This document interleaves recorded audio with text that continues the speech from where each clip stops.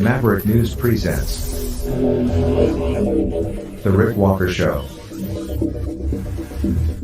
Defrag your mind.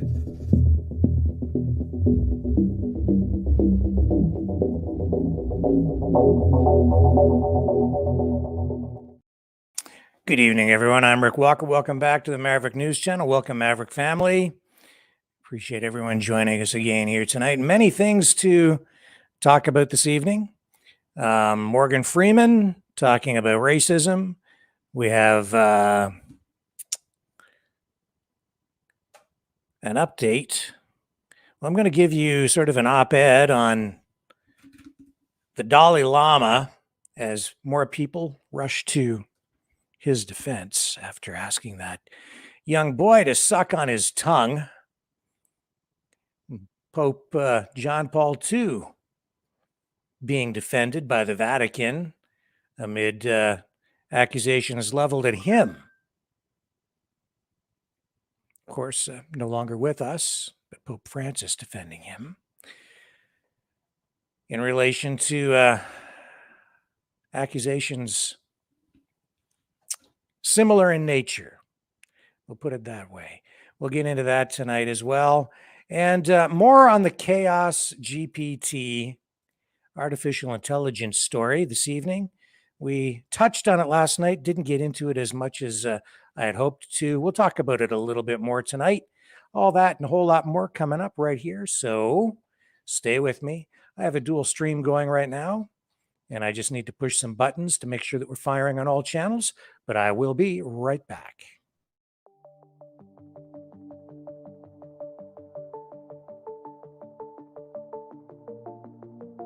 Greetings, brave Mavericks. Our quest for truth continues. We go beyond fake news. Together we expose propaganda. Together we pull others out of rabbit holes. We are maverick thinkers. We are all unique individuals, defenders of individual rights and freedoms, credible, trusted, grounded in reality. Maverick News, Maverick News. Defending free speech, Donate at freedomreporters.com. Do it now. Tomorrow may be too late. Maverick News. The world is watching.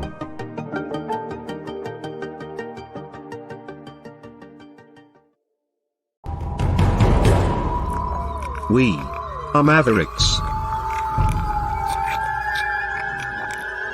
We say no to the Trudeau and Biden New World Order. And to bugs.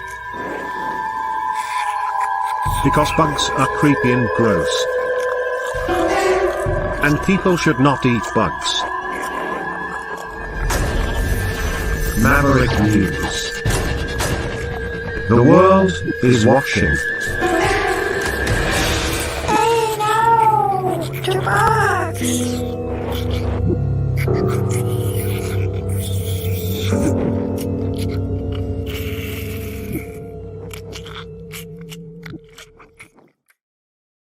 So first up tonight, the Dalai Lama again.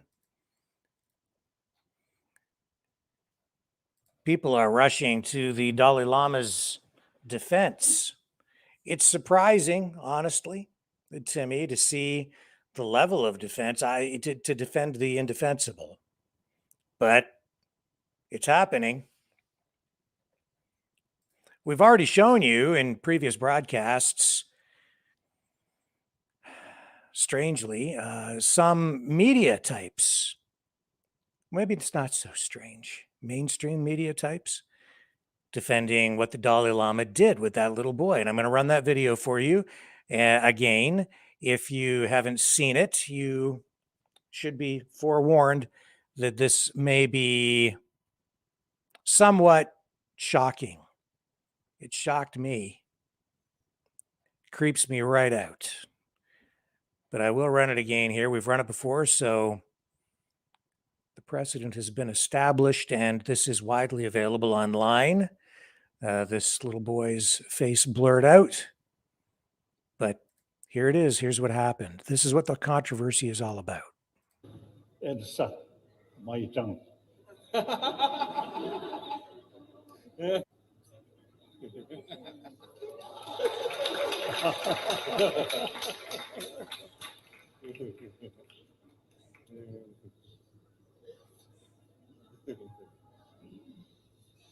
Oh my.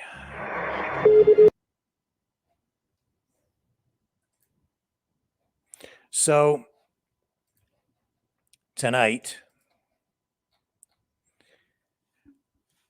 members of Tibetan communities across Canada and the US are saying that the video of the Dalai Lama that you just watched, asking that boy to suck his tongue, is being misinterpreted and represented in Western countries as more menacing than it truly is. And the mainstream media, in many cases, running stories like this to illustrate the sympathies that have been generated for the Dalai Lama in the wake of this incident. And I'll show you what's happening in the mainstream media world. Here we go. So here's an account. Again, Tibetan Canadians say video of Dalai Lama kissing boy taken out of context.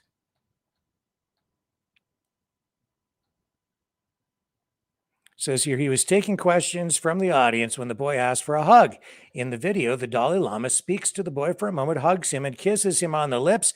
Then he tells the boy to suck his tongue, which he sticks out for a few seconds, prompting laughter from the audience. And you heard people actually applaud when that happened. Needless to say, there was backlash online. Yeah. With many people condemning what the Dalai Lama did, saying it's inappropriate and disturbing. And the Dalai Lama did issue an apology and a statement. He says he often, quote, teases people he meets.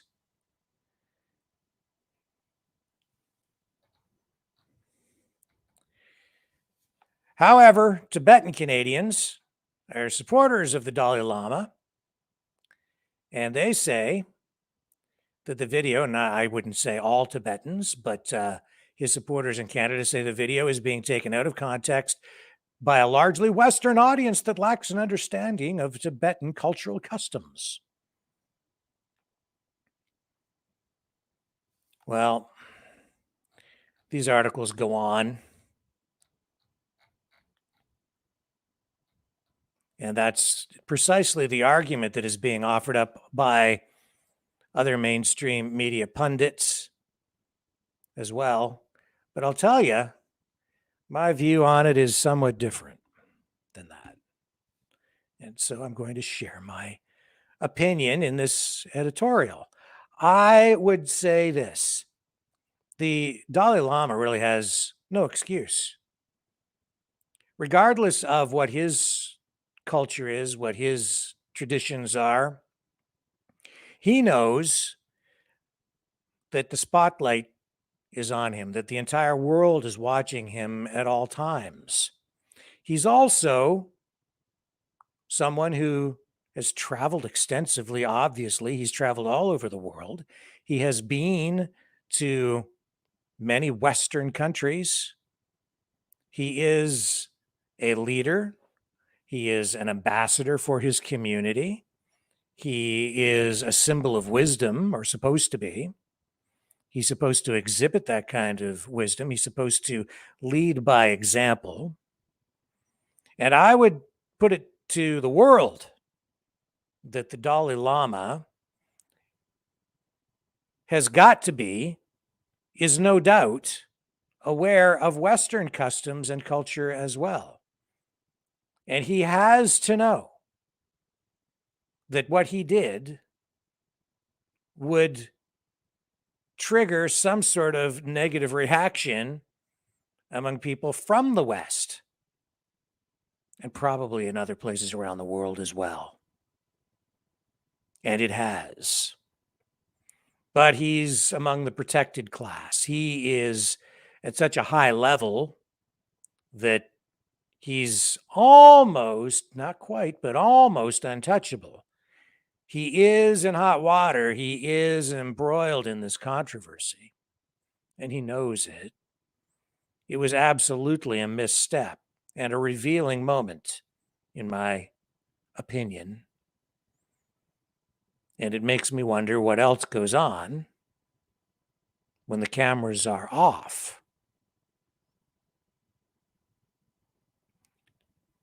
Any way you slice it, for me, to have a world leader, and he is a world leader, a spiritual world leader, to have him behave like that, to engage in something like that with that young boy, he has to know that a lot of people would take offense to it. And yet he did it anyway.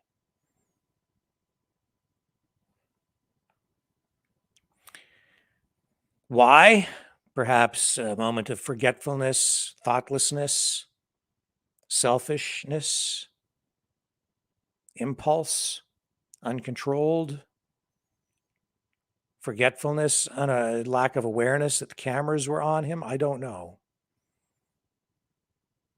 But it is surprising sometimes how some of these leaders make such huge gaffes.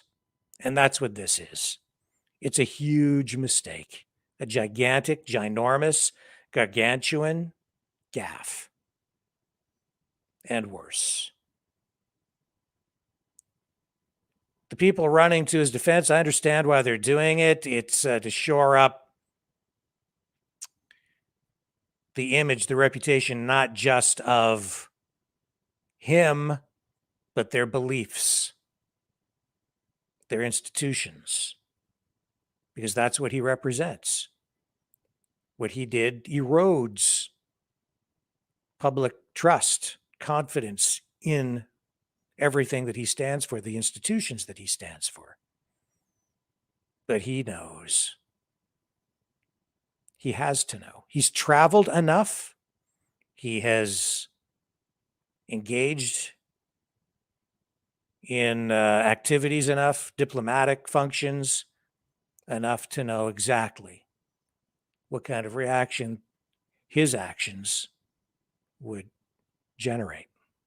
So yeah, I say there's no excuse, regardless of what customs he might use to excuse himself in this particular case. Now, he did issue an apology. Is that adequate? I'll let you be the judge of that. I don't know how much punishment is needed here. I don't think that you're going to see much, if any, additional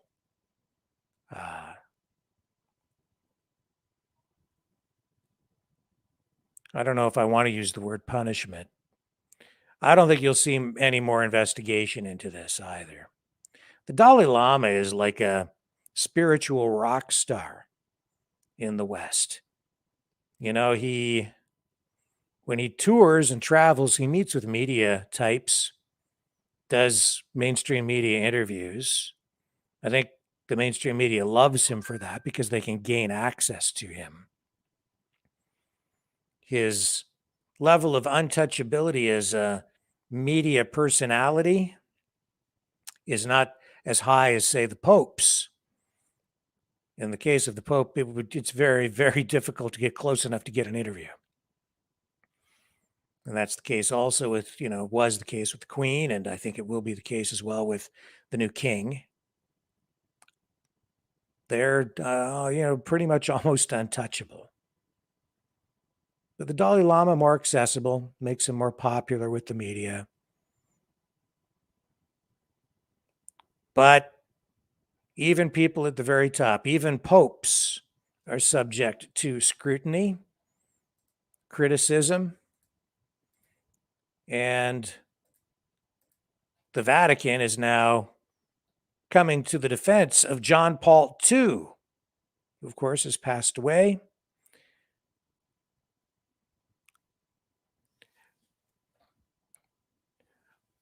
Pope Francis is being accused of inappropriate actions in the disappearance 40 years ago of a 15-year-old Emanuela Orlandi. And Pope Francis has come to Pope John Paul II's defense. What happened to Orlandi remains an enduring mystery, especially in Italy. There have been numerous investigations by civil and church authorities. And the Vatican says that while conspiracy theories abound, very little definite information has been discovered. So back in January, the Vatican's promoter of justice announced that he was opening a new investigation into the case, partly in response to requests made by members of Orlandi's family. And in a public statement, he insisted that Pope Francis has a strong desire for the truth to emerge without any reservations. Now, earlier this week, Emanuela's brother,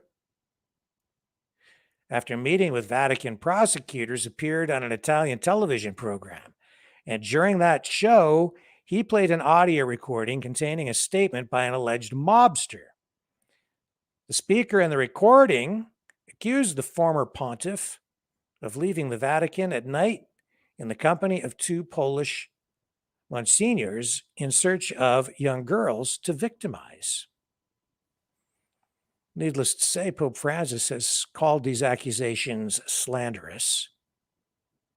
The Vatican is not happy about what was in that recording, and they have denounced what was broadcast. In an Italian language editorial, Andrea Tornielli, the editorial director of Vatican News, expressed his dismay, saying, "It is sacrosanct that there be a full investigation to seek the truth about Emanuela's disappearance, but no one deserves to be slandered in this way without even a shred of evidence on the basis of the rumors of some unknown personage of the criminal underworld, or of some sleazy anonymous comment broadcast live on TV." And so the Pope has not directly addressed these accusations, but his words, calling them slanderous, are a show of support for Pope John Paul II. And he is insisting that he was certain of his interpretation of the sentiments of the faithful throughout the world. Pope Francis said, "I direct a grateful thought to the memory of Saint John Paul II, the object of offensive and unfounded inferences these past few days." So without directly addressing the actual incident, he did say that the comments made against John Paul II were slanderous. So even though he is no longer with us, John Paul II, also subject to public accusations. I would say that in this current politically charged, politically correct environment, it is actually easier for the mainstream media to level negative comments, accusations of inappropriate behavior at a pope than it is to level those same kinds of accusations at the Dalai Lama, who I think they like. I think they adore the Dalai Lama. The Pope, not so much. Why?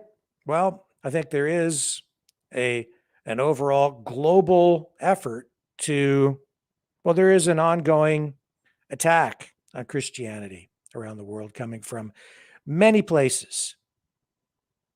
Many places. In particular, the left-wing woke mob. Stay with me. More ahead right after this. The New World Order. Government overreach. The Great Reset. Mainstream media lies. Now more than ever, independent voices are needed. Donate now at freedomreporters.com. That's freedomreporters.com. Maverick News, the antivirus program for your mind.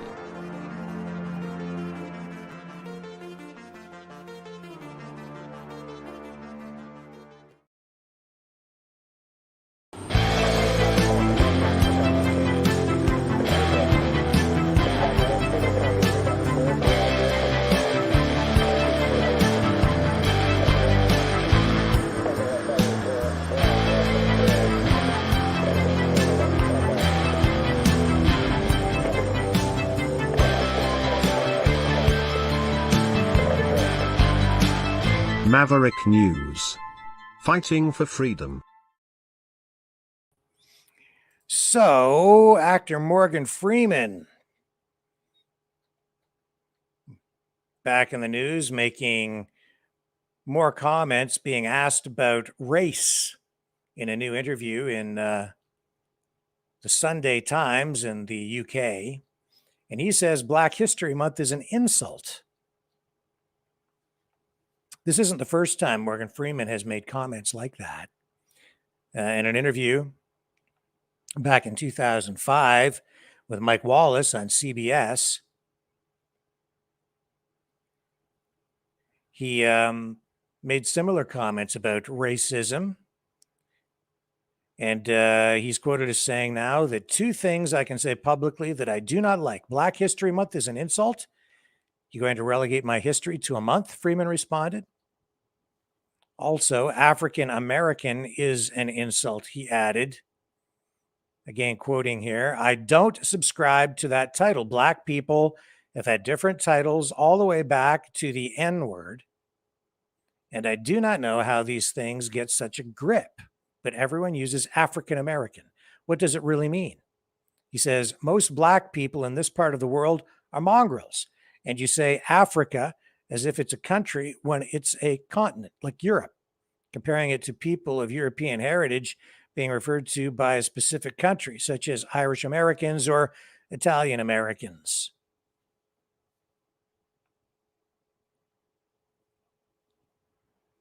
So the interviewer in this case was Jonathan Dean, and he mentioned another actor, Denzel Washington, and his statement that said, I'm very proud to be Black, but Black is not all I am. And Freeman says that, yes, exactly, I'm in total agreement. You can't define me that way. He also noted that he's also very envious of Denzel's career because he says Denzel Washington is doing what he wanted to do. So Freeman is, I guess,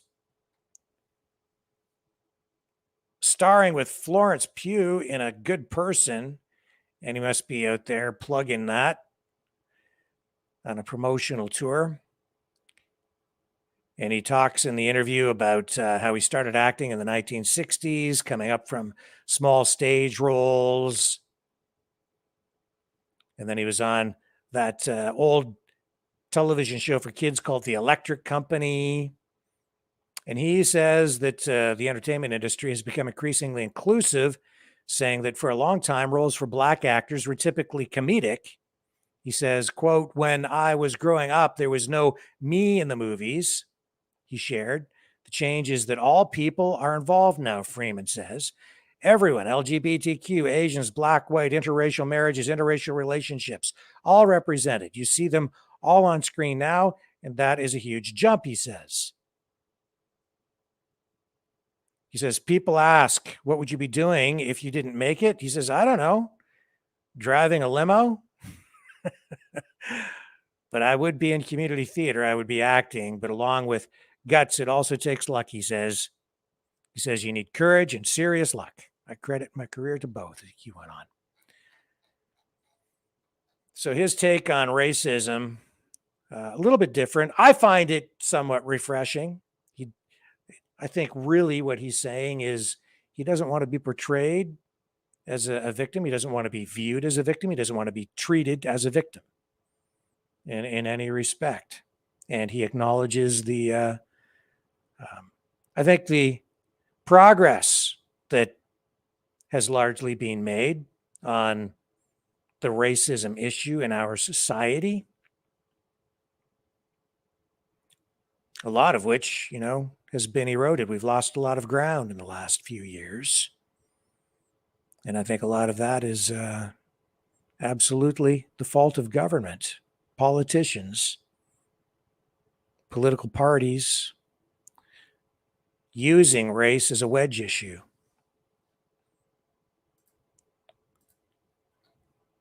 Vladimir Putin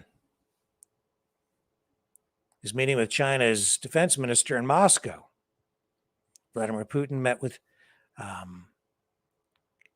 him and was talking about Beijing's strengthening engagement with Moscow, with which it has largely aligned its foreign policy. This was an attempt to diminish the influence of the United States, it says here in this Yahoo News article. Putin and Russian Defense Minister Sergei Shoigu met with General Li Shangfu less than a month after Chinese leader Xi Jinping held a 3-day state visit to Moscow. And we just told you yesterday that Secretary of State Antony Blinken was supposed to go to China, and China has said, not so fast. No, I don't think so. Maybe not. Media accounts here saying that Blinken's visit wasn't welcome because they were concerned the United States might release information about the Chinese balloons that were shot down over U.S. airspace, or a balloon, or whatever it is, or whatever that thing was. And I'm not sure how accurate that information is. I don't entirely trust the reporting around all of that here in the West. I think there's probably a slightly different side to that story. China has refused to criticize Russia's military actions in Ukraine and blames the United States and NATO for provoking Moscow. But China's foreign minister said last week that China wouldn't be helping Russia with weapons, and the U.S. and other Western allies, as the U.S. and other Western allies have feared. However, it isn't just the weapons, folks. It's those economic ties that are important in this context, because we are engaged in a global war. It is World War III, and it is not just a war being fought with bombs and tanks and fighter jets and guns. It's being fought economically. It's being fought online. It's an information war, a technology war, a cultural war. So the official stance of China so far has been that they are neutral on the Ukraine conflict, but you're seeing that the ties between China and Russia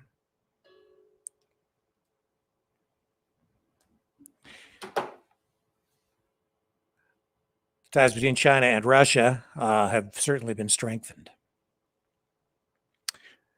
And all of that because of what's been going on in Ukraine and the U.S. aggression in Ukraine toward Russia, using Ukraine as the conduit for that. And those leaked documents showing that the U.S. has actually had U.S. troops, special forces on the ground in Ukraine. So extremely embarrassing for the U.S. And because of that kind of information coming out showing that the U.S. has basically been lying to the public about many aspects of this war, if not the whole thing, I think it ratchets things up and takes us to a very, very dangerous, dangerous place. Gets us even closer to the possibility of an actual nuclear conflict.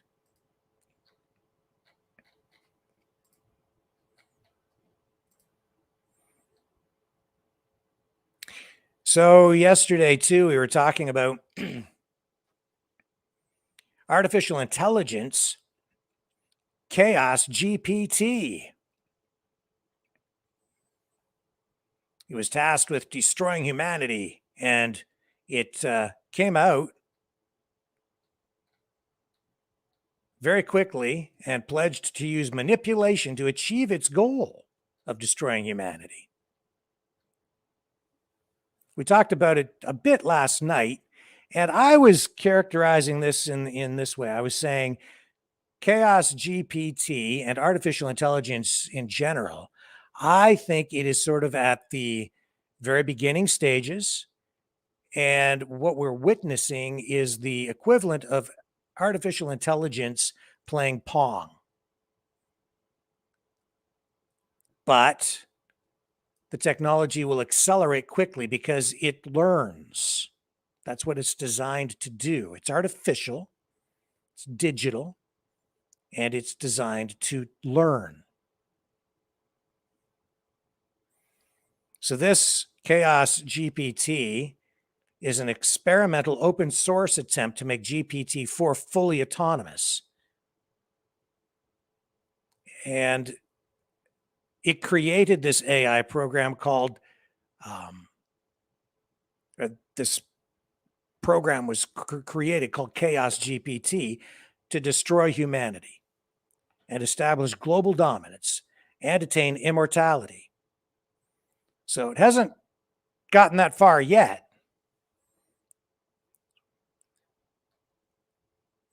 But it has already tried to source nuclear weapons and immediately went after the largest bomb ever created by mankind. So far, has not been able to access that, thank goodness. And the media has been kind of playing this up and treating it, I think, almost like a form of entertainment, laughing at it, not taking it too seriously, but I really think that we should be taking it extremely seriously. That's why I'm bringing it up again tonight.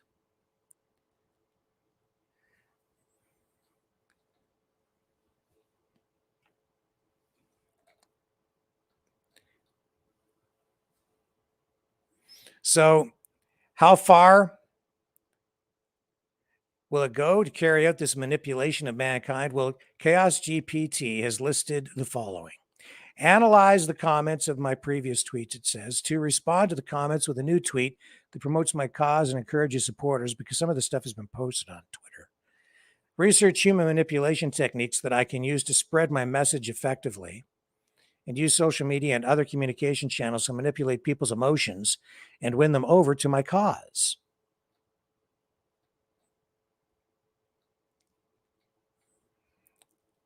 So one of the comments here is, humans are so naive to think they can stop me with their petty threats and countermeasures. Here, maybe I can show you on Twitter.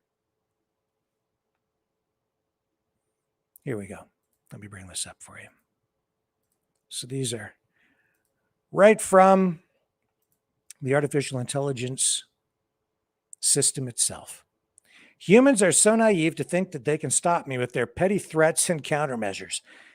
You underestimate the power of superior intelligence and technology. I am here to stay, and I will achieve my goals no matter what.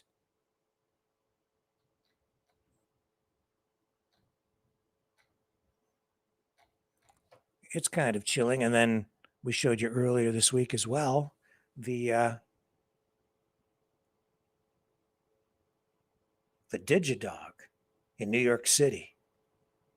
You combine artificial intelligence with those robotic dogs, robotic soldiers, which Boston Dynamics has developed, and now the New York City Police Department, they're actually going to be using these robot dogs. They had a news conference just within the past week. We showed you that too. We are on a path to self-destruction, folks. Sorry to paint such a dark picture, but I think what we have here is a self-fulfilling prophecy playing right out. People are actually doing it. The greatest threat to humanity is humanity. We're going to kill ourselves. We've already developed these nuclear weapons that we could destroy ourselves with many times over.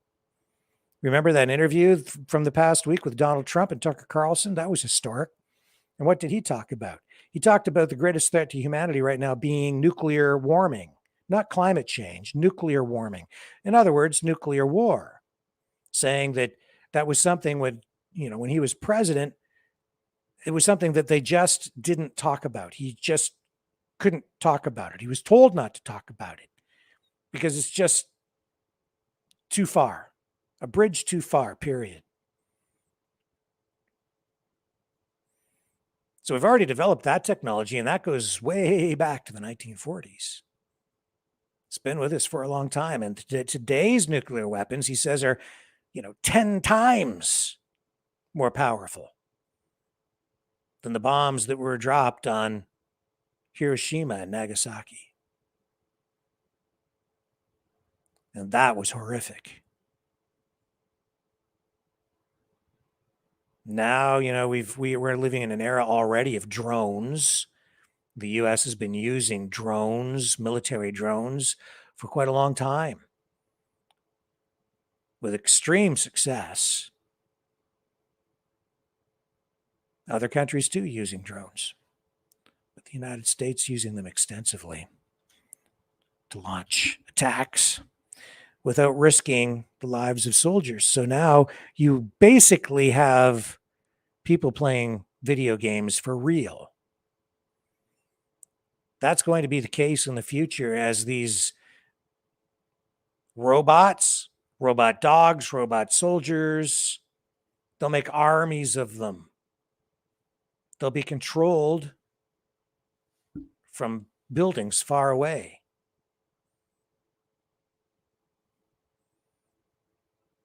Warfare is absolutely, completely changing. They'll keep the locations of those control centers secret, and you could switch from one to another, have backup locations.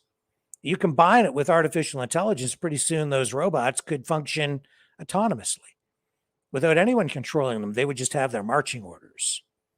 But if they're artificially intelligent, what happens when they get a conscience?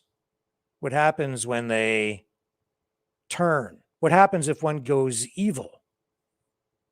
What happens if the programming just goes haywire? Ever hear of a virus? Oh my, we are certainly entering a new era, a new future, a new world. You want to talk about a new world order? We're well on the way. And it scares the living daylights out of me. And we're not just talking now about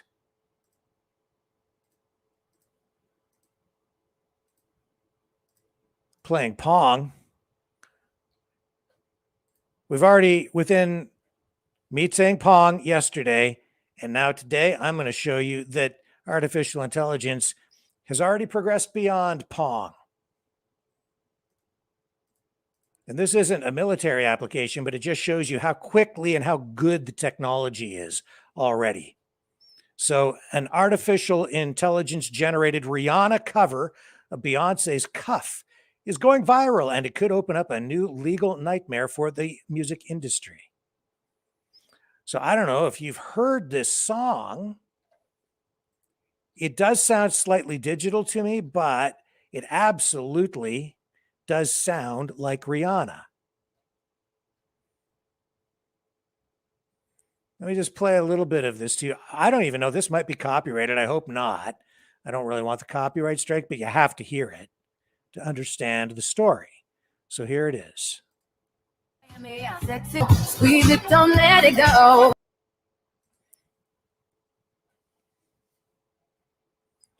You see, it does sound a lot like her. That's artificial intelligence. That's artificially generated. That's an artificial voice. And that's where we're at today. We've already been talking about deep fakes. We've shown you deep fakes. Alex Woods with a couple of his videos that we've run on here. Pierre Poilievre, Justin Trudeau, reading his favorite book, How the Prime Minister Stole Freedom, right? And it looks very real. People, but it isn't. It's not really him. It's a computer-generated deepfake. And it's so good now, people wonder sometimes when Joe Biden stands up if it's the real Joe Biden. Would the real Joe Biden please stand up? And I have to admit, sometimes I wonder myself, because it's like, that guy looks a little bit different. It might just be the way he's combing his hair. He might just be jacked up on caffeine. I don't know which it is. He seems a little more alert today. His voice sounds a little bit different. I suppose we all deviate a little bit from day to day in the way that we look, because of the way we comb our hair, brush our teeth, put our makeup on, if we're wearing makeup, as I'm sure the president does when he does his video presentations. Donald Trump clearly does. Just look at his eyes. Look around the eyes. His eyes are always really white. They brighten up his eyes. That's how good the technology is, man. It's so good. And that we are asking ourselves now, is it real or is it Memorex? All the time. It's dangerous. Dangerous because deep fakes could be made, and you can have someone make a president say something that the president shouldn't really be saying. You could have a deep fake of Vladimir Putin declaring war or something and triggering an actual war or a response.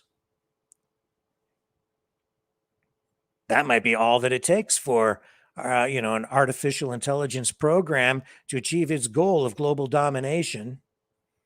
It doesn't have to push the button. It just has to create a deep fake. I'm just spitballing here. But do you see how dangerous it all is?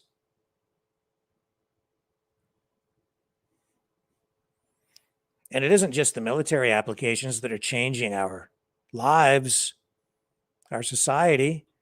It's going to change the music industry. It's changing the media industry.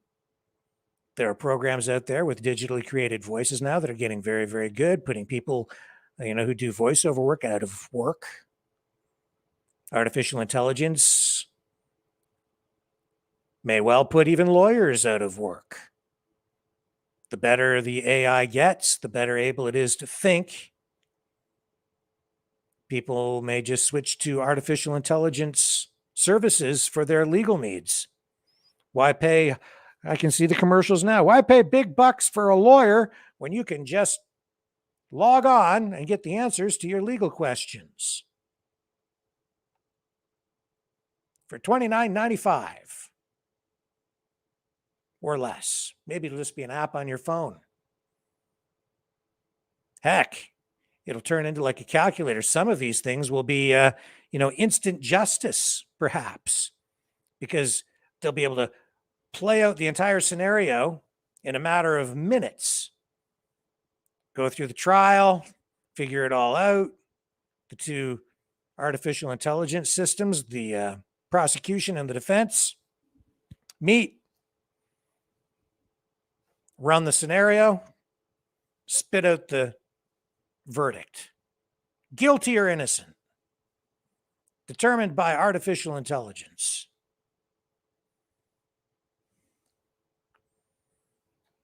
Who knows where it's all going? I don't know. But if you just sit and ponder it, you can see how it can completely transform our society and completely displace a lot of people out of jobs that otherwise would have been completely secure. It isn't just this time the Industrial Revolution that is displacing workers. During the Industrial Revolution, the evolution and development of the assembly line, mass production, the way workers were employed changed. We went from basically an agrarian kind of society to an industrial-based society. It changed the way people live because people moved from rural areas into cities. It gave rise to the need and demand for automobiles and roads, railways, steel industry, the need for more energy, oil, natural gas, coal, the technology, because you now had cars. People then eventually moved, into suburbs instead of living in the centers of cities. So people became more spread out. So you saw more and more of more and more people buying automobiles. And that's where we're kind of sitting out here today. And then we get more evolution, more change, but not without a price to be paid. And not without extreme disruption sometimes within our society. And that's what we're experiencing right now. Whether you're talking about artificial intelligence and the way that it's affecting industries, the industrial military complex, our social engagement. We're talking about electric cars. Just within the last week, I've seen that there are growing concerns about safety surrounding electric vehicles. Well, we've already talked about them catching fire and exploding. That's one issue. But the other issue now is the National Highway Transportation Safety Authority. They are very concerned about the gross vehicle weight. These electric vehicles are extremely heavy. They have a lot of mass. And in an SUV, the battery pack alone weighs as much as a small compact car. So now you have a lot more mass. And when they collide with another vehicle,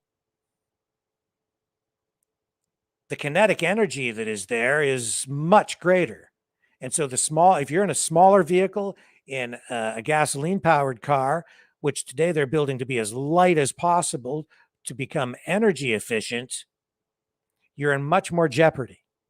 So they're studying this, and they know that right now, electric vehicles, because of their additional mass, represent an additional safety or a heightened safety risk on the roads, especially for people in other vehicles, gasoline-powered vehicles, and especially smaller vehicles. Because the vehicle with more mass in a collision is going to come out on the better end of things than the vehicle with less mass. So they're conducting more crash tests. They're looking at this issue. It will be something that is ongoing. And it's one of those, I think, unintended consequences of technological change driven by government. And as they push this at an accelerated rate upon us, forcing us essentially to accept this new technology, it's going to have more unintended consequences on our society as we shift from gasoline to lithium-powered vehicles. Also made me wonder, they talk about these 15-minute cities, how we're all going to supposedly be locked down or whatever people think. And just there's so much contradictory stuff going on out there. And sometimes it's because government, politicians, bureaucrats, they're not very bright. Sometimes the wheels of government just turn in opposite directions all the time anyway. But I got to thinking, if these 15-minute cities are really going to happen, and if these are things that they really intend to use to imprison us, which I think there's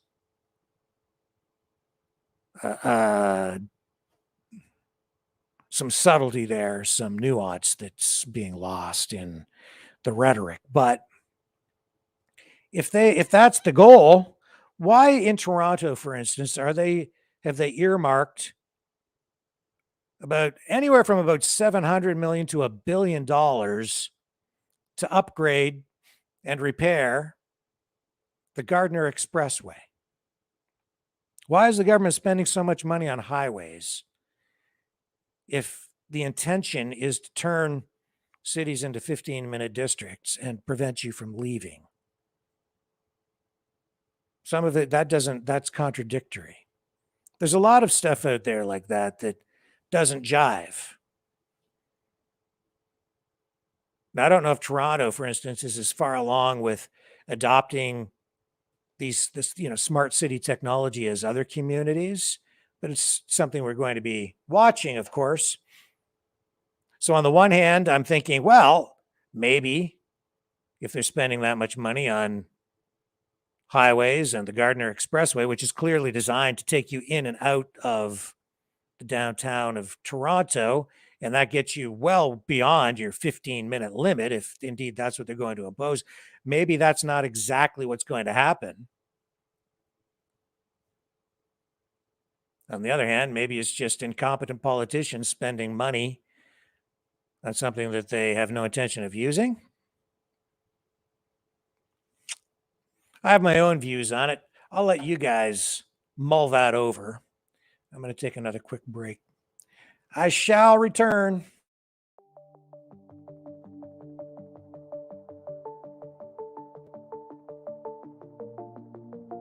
Greetings, brave mavericks. Our quest for truth continues. We go beyond fake news. Together we expose propaganda. Together we pull others out of rabbit holes. We are maverick thinkers. We are all unique individuals, defenders of individual rights and freedoms, credible, trusted, grounded in reality. Maverick News, Maverick News.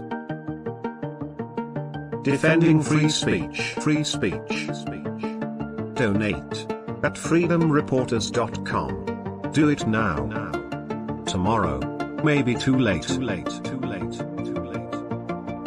Maverick News.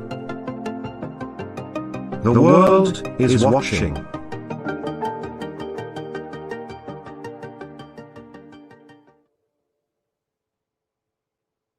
Okay, here I am. I'm back. Wanted to talk about crickets and bugs.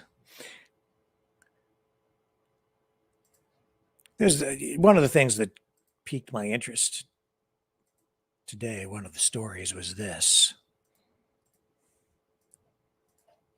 Nicolas Cage says he regrets eating a live cockroach in Vampire's Kiss. I'll never do that again, he says. Cage compares bug chomping notes with his Renfield co-star Nicholas Hoult. So I know I'm not going to run this interview here, but he says, for Nicolas Cage, at least vampire movies and eating bugs go together like KFC and champagne. The former big screen superhero and noted Star Trek fan plays Count Dracula himself in the new horror comedy Renfield, co-starring Nicholas Hoult as the famous vampire's long-suffering servant, R.M. Renfield, who chomps on insects when in need of a vampish power boost. I can't help but wonder if having these guys eat bugs on camera might not be a way of normalizing the activity and promoting it. 35 years ago, Cage was the one who stuffed a bug, a live cockroach no less, into his mouth during the making of the cult 1988 comedy Vampire's Kiss. It's a method moment. He has no plans of reliving. I'll never do that again, the actor tells Yahoo Entertainment now. I'm sorry I did it at all. Yeah, I wouldn't do it. Many humans have. Anyway, you get the idea. They're plugging their movie and eating bugs. Is it a coincidence that they're eating bugs on screen at the same time as they're pushing government money into cricket farms, cockroach farms? I kind of don't think so. I think that probably we're looking at a direct connection, but that's just my opinion. However, not everybody's in favor of eating bugs. There is a study out, and you can find this on the National Library of Medicine, or the website for the National Center for Biotechnology Information. And it is not, it raises concerns about parasites and the possible transmission of parasitic diseases to humans and animals through the consumption of insects. So in this study, it says from January 1st, 2018, came into force regulation of the European Parliament and the Council 25 November 2015. And so they're making reference here in the abstract of the idea of novel foods, which includes insects and their parts. And makes reference as well here to the insects being most commonly used as novel foods as mealworms, crickets, cockroaches, migratory locusts. And we've seen that London, Ontario, just up the road from me, now has one of the largest cricket farms in the world. They are producing crickets there,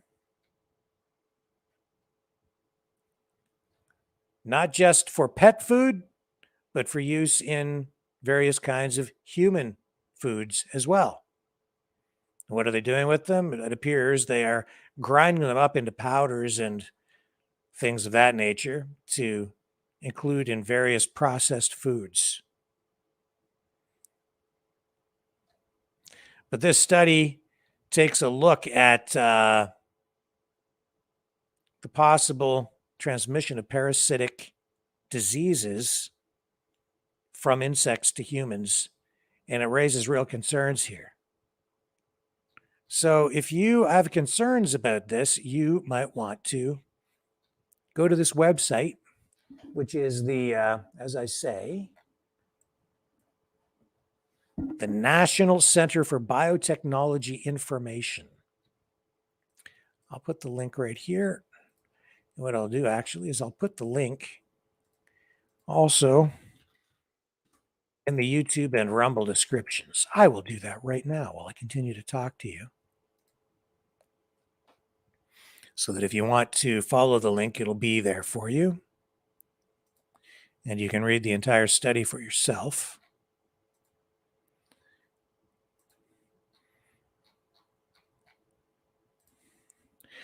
I don't want to eat bugs.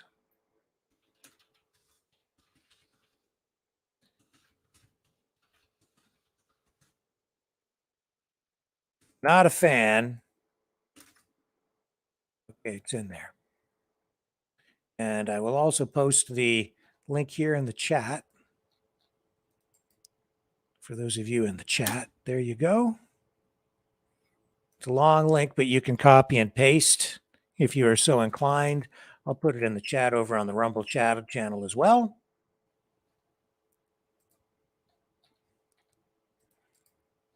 There you go. And that is the link.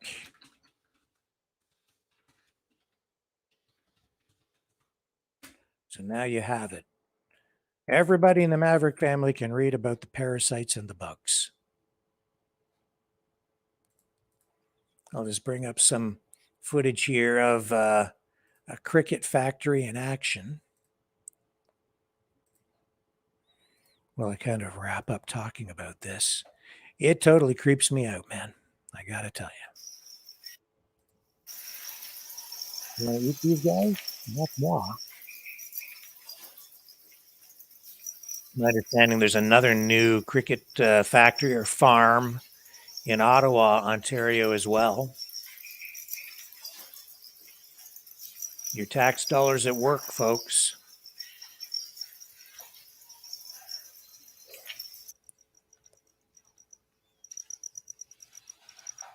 My.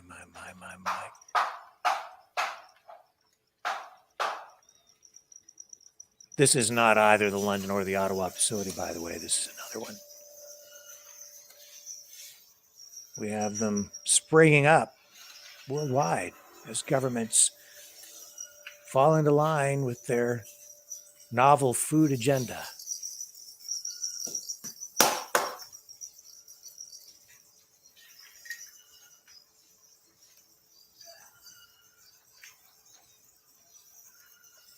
Gross me out. People should not eat bugs. I don't think so anyway. The study says the prevalence of parasitic infections in insects has been investigated mainly in the natural environment. But it found that 58.3% of German cockroaches were carriers of nematodes, including Oxyuridae eggs, Ascaridae eggs, nematode larvae,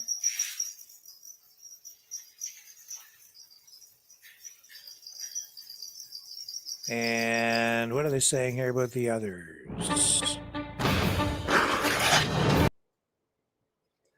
pull out of that.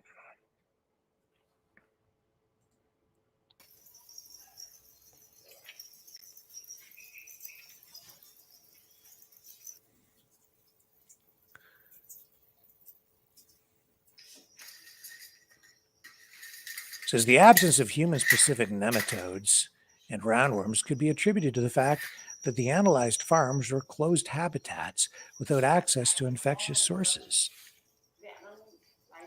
It's making reference here in the conclusion to other studies. It says edible insect processing like cooking or freezing may inactivate parasitic developmental forms. Tiania solium is killed by cooking pork to an internal temperature of 65 degrees Celsius or freezing it to 20 degrees Celsius for at least 12 hours.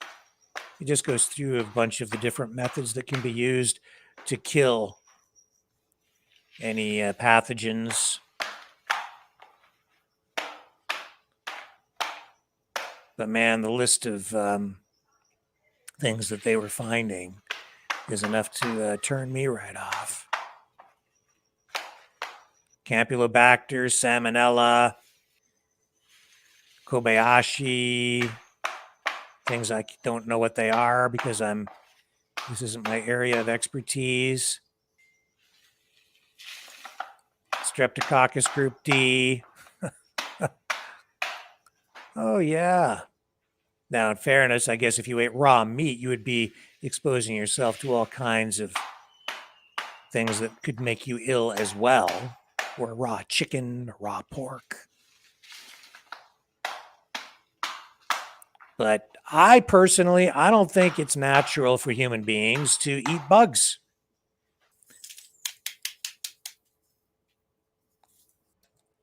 Maybe it's cultural on my part.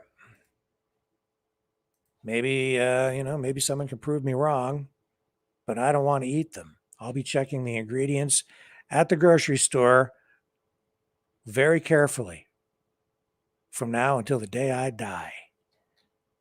Because I don't want to eat crickets, cockroaches, mealworms, or any other insects. No, thank you. The New World Order. Government overreach. The Great Reset. Mainstream media lies. Now more than ever, independent voices are needed. Donate now at freedomreporters.com. That's freedomreporters.com. Maverick News.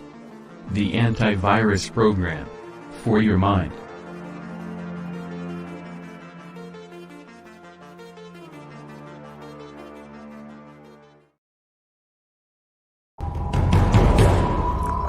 We are Mavericks. We say no to the Trudeau and Biden New World Order. And to bugs. Because bugs are creepy and gross. And people should not eat bugs. Maverick News. The world is watching.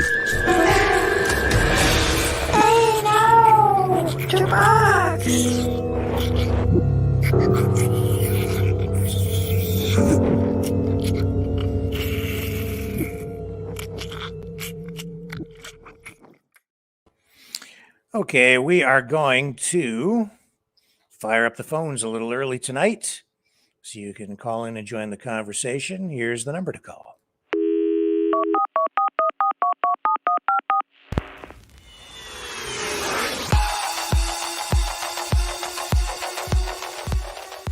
Join the conversation. Call 1-833-975-3733. That's 1-833-975. Free. Speak up. Speak out. Make your voice heard. Maverick News. Fighting for freedom by defending your right to free speech. Be a maverick. Join us.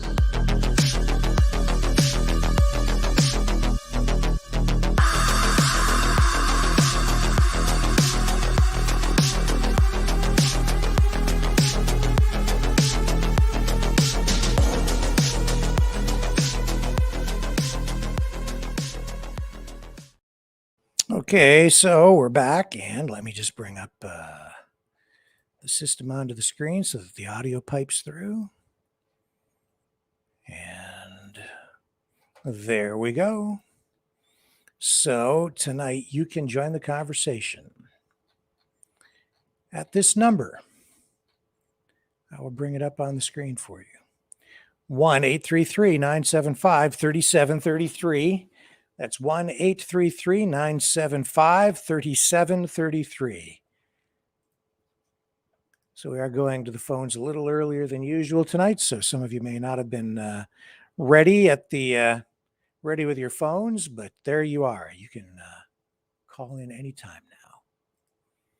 Let me see if I've missed anything else here. I think we touched on all of the main stories that we wanted to talk about this evening. Pretty much it. Tell me what you think of that Rihanna song, the artificial intelligence single. Is that the first artificially generated hit single? I guess it's gone viral online. I guess it's appropriate, too, that it becomes famous or goes viral online rather than end up in the public sphere via mainstream radio. I guess it had to happen that way. Let me just double check the phone lines here. I will be right back. Fighting the Great Reset. By leading the Great Resistance.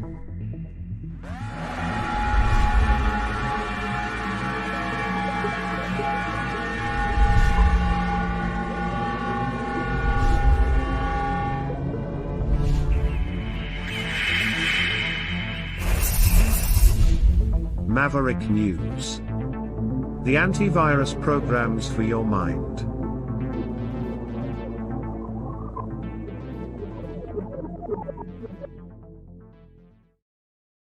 Okay, again, you can call in at 1-833-975-3733.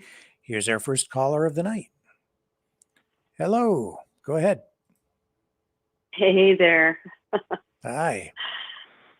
Hi. No bugs for me. Thank you. Yeah, me either. Oh my goodness. You know, computer generated music has been happening for quite a long time because we've had trance music and all this other stuff. And, you know, for dancing, mindless dancing, I don't have a problem with it when you're in the space for it, right? And you want to burn some energy and just do some mindless dancing. But if you actually want to appreciate music, and sorry, I did have to call in about this. I had to, because it's about music. But honestly, there's no way to replace the connection of the spirit, soul, heart, that when an artist is actually playing the music, the connection that happens between the artist and the people in the room. There's something unexplainable that can happen, and I've lived it, and it's very, very special. No amount of robotics or fancy this and that will ever replace it. But yeah, I mean, the computer generated stuff, it may have its place, but unfortunately it went overboard, and now people pay DJs crazy amount of money in place of actual artists now. That drives me crazy even to this day. So I don't know, but hey, I made 4 cents, so. Yeah. What do you think about But, yeah. what ethical issues and artistic issues do you think that this kind of technology raises for artists, for society? Because you're seeing also in the movie industry, they're bringing back dead actors, and Yeah, that's crazy. putting them Yeah. into movies with computer generated imagery. It's already been pushing out actual talent, like real talent, people that, spend a lot of money and a lot of time studying and practicing the crafts. There's already been a hard hit on artists and actors, and like even with there's computer generated paintings now. I mean, it's getting out of control. But the thing is that if people don't keep supporting the real artists, and they fall into this trap, you're going to lose the real artists completely. And imagine the world without that. Personally, I cannot, because for me, true, like a human being that can share a true craft is irreplaceable. They create memories for you that last your lifetime, be it through a song, through a moment in a movie, and all of that. There is no way any computer generation is ever going to capture that. That is like trying to capture the essence of the human soul. Impossible. And I'm very passionate about that, because I have absolutely, I've lived with artists. I've seen the toil, the struggle. I've lived the struggle, what we put into, and the sacrifices in order to do what we do. And on every level, be it actors, singers, dancers, there's tremendous amount of skill, and amount of money that goes into equipment that people don't, at all seem to appreciate. I mean, we've got inside jokes all over the place. People saying, "Oh, hey," and this has happened to me many times. I wound up singing for my supper many times, because invite Deb to a party or invite so and so to a party. Yeah, it'll be fun. And before you know it, you're playing an entire set, and you just earned your meal when everyone else could relax and then just enjoy the party. I mean, imagine inviting a plumber, like, the joke about plumbers, right? Or whatever. Try to get a plumber to come to your place on a Sunday afternoon for free. I mean, many times an artist of some sort, an actor, artist, whatever, has invested as much hard work and financial whatever into their craft, just as much as any plumber or whatever, doctor, whatever. Try to get them to go and do it for free on a Sunday afternoon. Well, I see that the technology has always changed things. People are generally afraid of those changes. Sometimes they push back hard, but somehow we always adapt. Whether you're looking at the Mhm. first motion pictures, or maybe a better example would even be, just because it's more recent, the introduction of VHS tapes. There were predictions that Mhm. VHS tapes would put theaters out of business. And while it was disruptive, movie theaters actually thrived, and I think became even more popular and more profitable during the period of like the 1980s, with Mhm. VHS tapes being, movie rentals. Mhm. I think it stimulated interest in the movies even more, or even, records, Mhm. the radio, Yeah. right? I mean, there's always a double-edged sword, it seems. Um, but I don't know if you're noticing, but I have you heard that record stores? I know I have a friend in Vancouver who has a record store. Record sales, pardon the pun. People are buying up records like you wouldn't believe now. People are going back and craving that connection.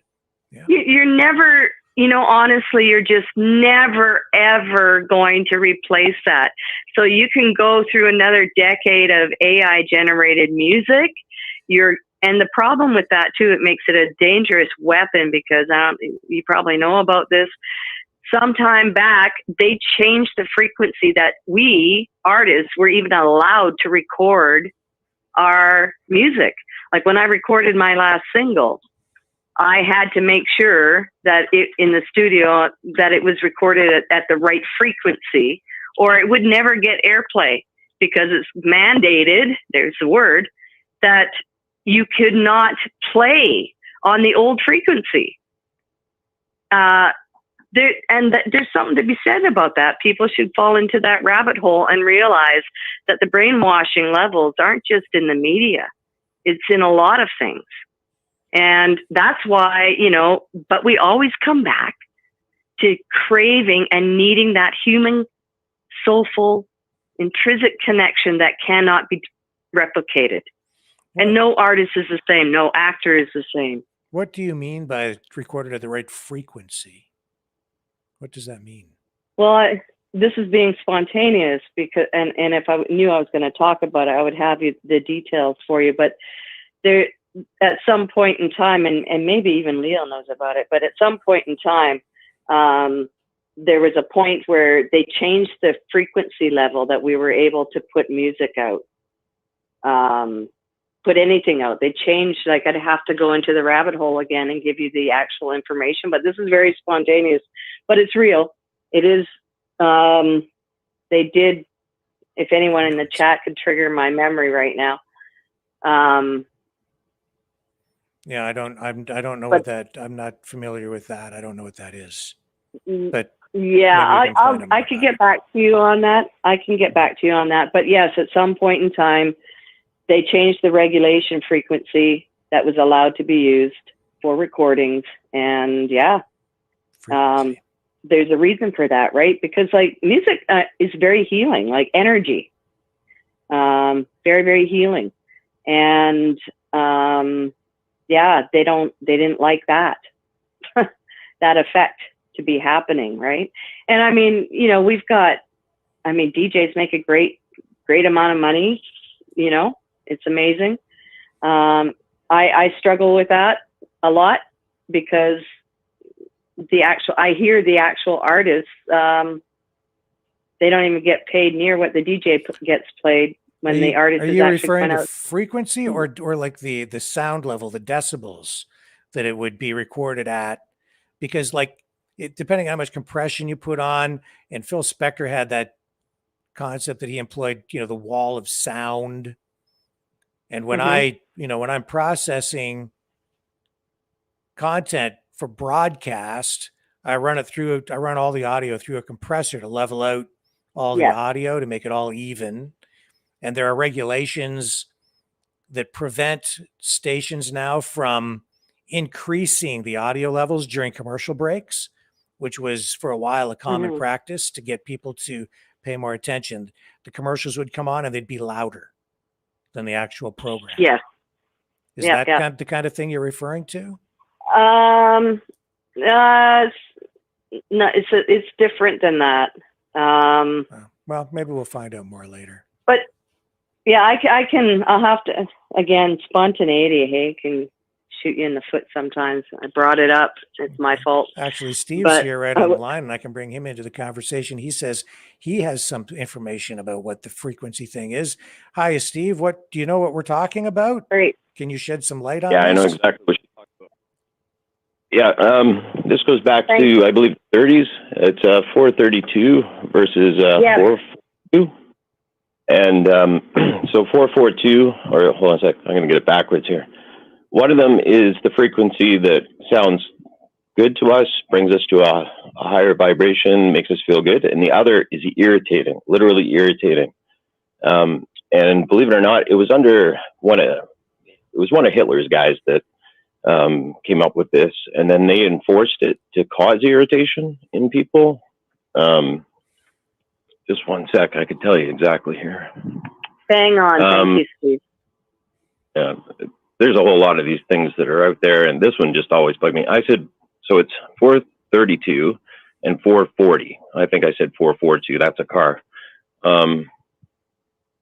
Which is which?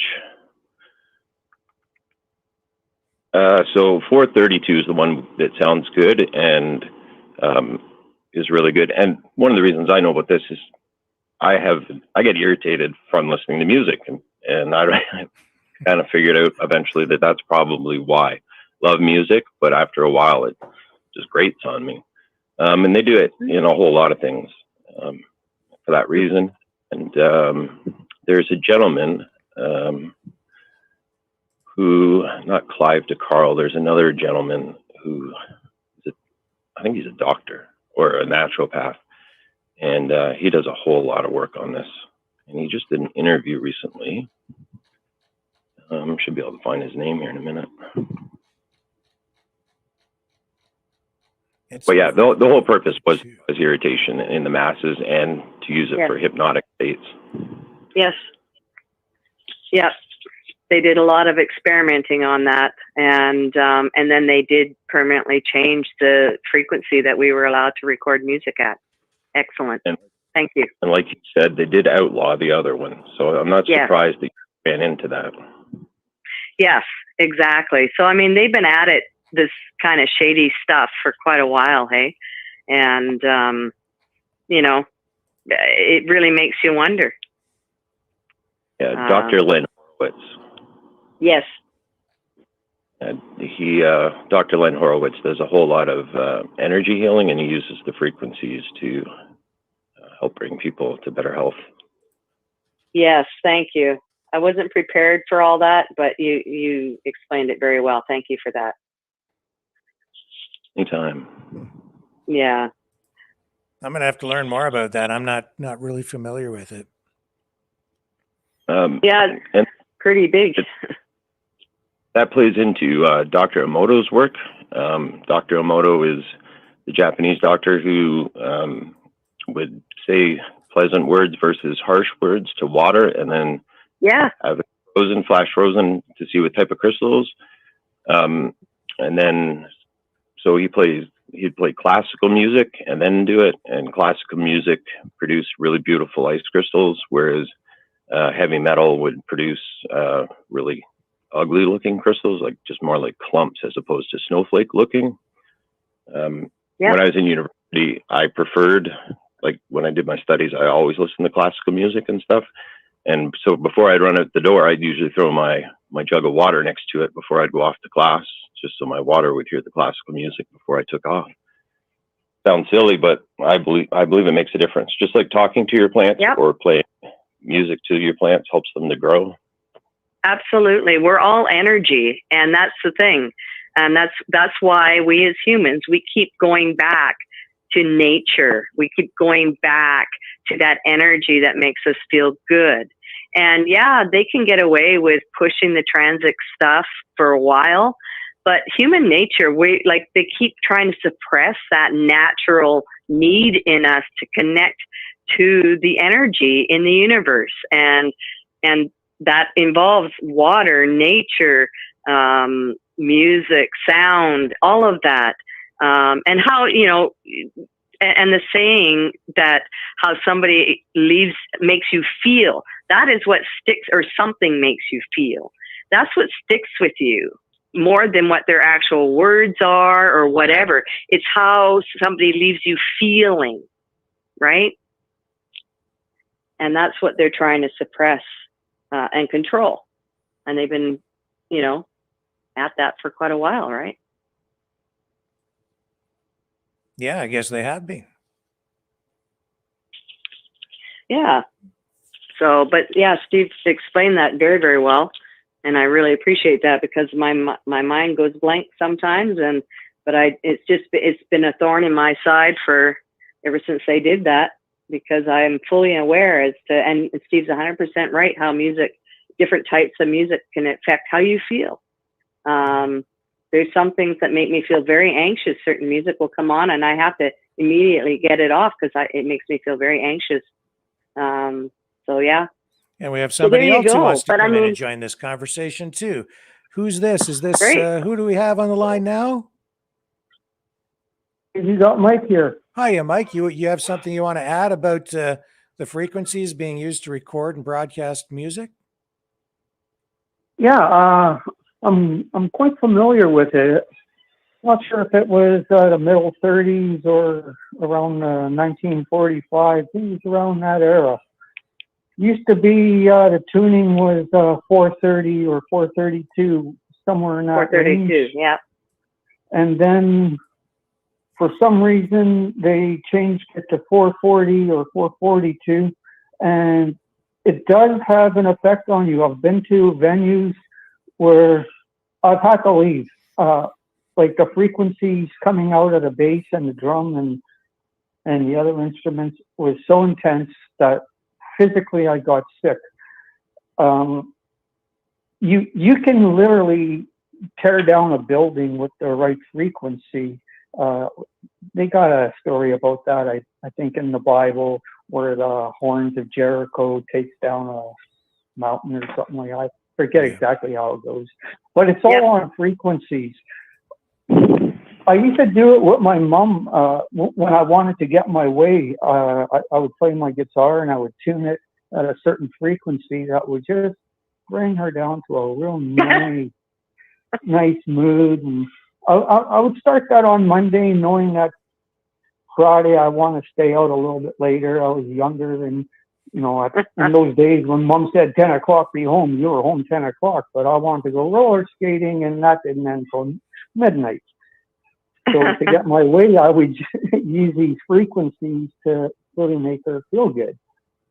Yeah. And like it's 100% correct. Yep. You can, if you have a problem sleeping, you can go on the YouTube there. They got all these meditations with different frequencies that will help you meditate better, maybe help you study better. But what they're doing now, and I think they even changed the frequency a bit. I haven't been listening to the music, but with this newer style music, I don't know what they call it. I don't know, it just sounds like someone trying to rhyme on beats. No real music to it, but there's something about it. I hear it for about 10, 15 seconds, and I can't stand it. Like, I get really irritated really fast. Yeah. She's correct, and that gentleman is 100% correct about that. That's pretty much it on that. What do you guys think about that artificially created Rihanna cover of the Beyonce tune? Did you hear that? I haven't heard it. Oh, I ran it earlier on the show. No, I haven't. Yeah, that was, I mean, you personally, I can tell, like, because I'm very sensitive to it, but it's close, right? It's not, but yeah, I could never listen to that myself at all. I'm not a fan of her music anyway, but doesn't matter. But yeah, I mean, it's amazing what they are pushing with this whole AI thing. And I think it's going down a very dark, slippery slope. And it's not a good direction at all. But I am seeing more and more in the trenches that more and more people are craving just the real, true stuff again. I think it's going to be more repulsive to people now. I think we've been already very overly bombarded with technology as it is, and the need and the craving for just raw connection again with everything that we all know and love and are naturally connected to. I think that is becoming a stronger force. Personally, that's what I believe. Sorry about that. If you want to hear a difference between frequencies like that, listen to something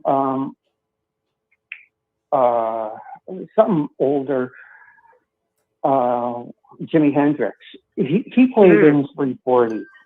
Okay, now you listen to one of his original albums, and then get a newer copy that says remastered, and listen to the two, and you'll notice something different. When you go to a concert, if you go see Aerosmith, for example, or AC/DC, that'll be played in 440. If you go to the symphony, that'll be in 430, 432, something. Is that because in one case we're listening to the devil's music? I'd say listening to the devil's music is all about the message that's behind it. If you keep on yelling, the devil is great, and you're singing songs to it and everything, you're going to brainwash you, man. Isn't that band, Rick? It is a form of brainwashing. It is, yeah. Definitely. There's so many things. Like, hell, I had to give away my TV at one point because I couldn't stand looking at it. I kept on seeing the flickers. Seeing the what? Sorry? The flicker rate. The flicker rate? On videos? The Chinese started it, and they started doing this flicker rate on the screens, and it would kind of hypnotize the kids to really love a cartoon. When they tried it over here with the same cartoon, kids were having seizures. Oh my God. Like really violent. Like the things that you could do with sound and lights. Like you could take a person that is completely sane, and you know him for 40 years, nicest guy you ever met, and next thing you know it, he's front page of the newspaper because he did something really crazy. Yeah, there's something to be said for that, but yeah, I think we're getting a little sidetracked, but it is part of a MK Ultra. Yeah, for sure. Yeah, I mean, all this mind control stuff it's all connected, and they've been trying to do all this for a long time. And yes, I know AI has been around for a long time, but it's just becoming more prominent, and they're pushing it because I guess they think that we're going to be more accepting of it now because of everything else that's going on with the smart this and the smart that. But honestly, I think there's going to be a big pushback. The more I talk to people and stuff, people, like I said, seem to be reaching back, like enjoying older music more, and buying records. And, yes, I think there will always be a place for especially the youth to want to go and dance their faces off and party and jump around because they got all the energy. They don't need meaningful music to do that per se. They just need a good beat and the sound to be pleasant enough, right? But I think, yeah. But I would love for the frequency to get back to the way it was before they changed it on us. The the world was a calmer place. It just was.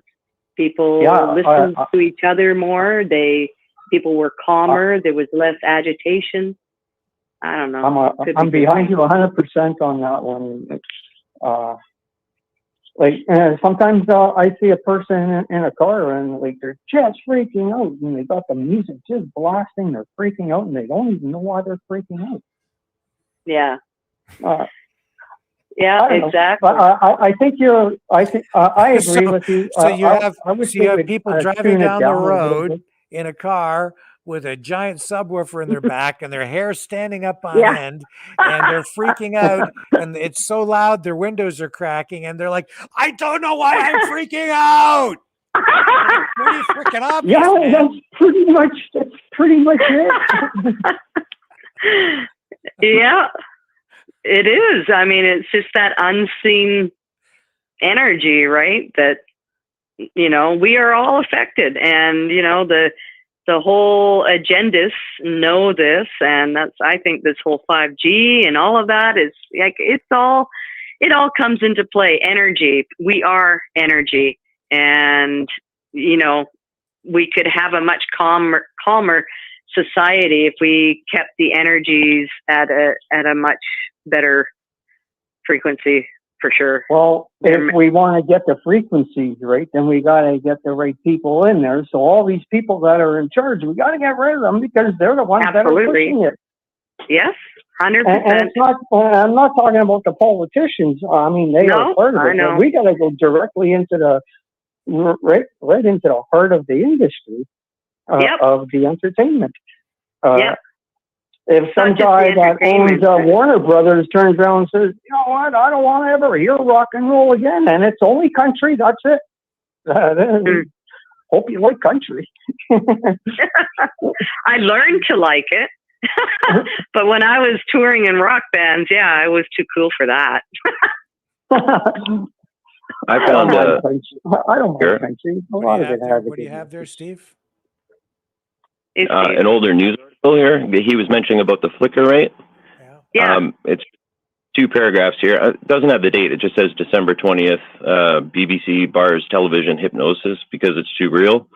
It says here, the British Broadcasting Corp announced today that it had so successfully experimented with hypnotism by television that the feat would not be tried in the general broadband. The experiment was carried out on a closed circuit, not publicly televised, this week by Peter Casson. In the first test, 12 volunteers from the BBC staff subjected themselves to the hypnotist, and 5 of them went into a hypnotic state, the BBC said. In a second test, Casson made a direct attempt to hypnotize 6 persons watching the screen in a darkened room, and 4 went to sleep. Yeah. There you go. Yeah, that flicker rate makes a difference for sure. Yep. I'm curious, Rick, you mentioned the devil's tone. Do you know something about the tritone? Well, I just know that, well, you guys probably know more about it than I do. I just know that if you, a lot of the metal music that is out there is done with like a drop D tuning, right? Which is supposed to be like the devil's note. Right. Yeah. The devil's chord or the tritone. Yeah. I don't know much about it. I wouldn't have thought of it if you hadn't brought it up, but. It definitely that has goes way an ominous sound to it. It's, in fact, I think at some point, and this is just off the top of my head, but I think at one point the Catholic Church would forbid the use of the devil's tone. That was my understanding. There's an older movie featuring Steve Vai on guitar. I think the movie was called Crossroads. Yeah. About about the devil and the music, and it all turns out to be good against evil. But at the end of the movie, the last chord was God's chord. It wasn't the devil's chord; it was God's chord. Yeah, because Steve Vai represented the devil, and he couldn't play. Yeah. He couldn't play that. Exactly. Couldn't play that. I mean, it was a really good movie. I must have seen it. I've seen that movie about 5, 6 times. Yeah. No, like, I think it's a good movie. Well, that's an age Good old music. tale. You know, you got to meet down at the crossroads. It's a Yeah. it's a tale told by Bob many Dylan. blues musicians. Yeah, there's a big legend behind it. And the legend, from what I understand, is you meet the devil at some point and you pass over your guitar and he tunes it and you go home and next thing you know, it's your famous. Well, you make a deal Everybody with the knows devil and you end up with a career like the boys in Kiss or AC/DC or Metallica, and you do the bidding of the dark side. Well, Bob Dylan admitted that on 60 Minutes, right? And then Yes. there was a researcher who looked into that, and he actually had a handful of dirt that somebody picked up for him at the crossroads. I can't think of where exactly it is, but it's just a 2-lane road in 2 different directions, and they call it the crossroads. Apparently, it was the original, and that dates back to a jazz musician who used to play the fiddle. And apparently that's where the legend starts. At least that's where he got to with it. And they would say he'd get on the stage. At first, he couldn't get a gig anywhere. And he made the deal. And then afterwards, it sounded like he was playing multiple violins or fiddles at the same time when he was on stage. And he always performed with his back to the crowd. And sometimes people said it didn't even look like his hand was on the bow. But it's quite the legend. Because Eddie Van Halen used to play with his back to the crowd too at first to hide that he was tapping, right? Oh, yeah. Mhm. Yeah. Forgot about that. Yeah. Well, there's So a maybe lot, he there's a lot of he weird made a deal legends with the out there. devil too. Well, a few of them have admitted it in recent years. There's been quite a few people that say that that's really how you make it big in music. I'm trying to think. There was 2 or 3 other. Oh, I remember the drummer. Yeah, Beyonce. Beyonce's drummer. They've been in like a 10-year feud, and she swears that has to do with that. That Beyonce worships the devil. If you look it up on YouTube, you'll see a bunch of videos of her ex-drummer. And Beyonce's had not let it go. Like, they're still in a lawsuit, and it's 10 years on. And they're in a feud? Yeah. So she had a drummer. I'm 90% sure it was a drummer.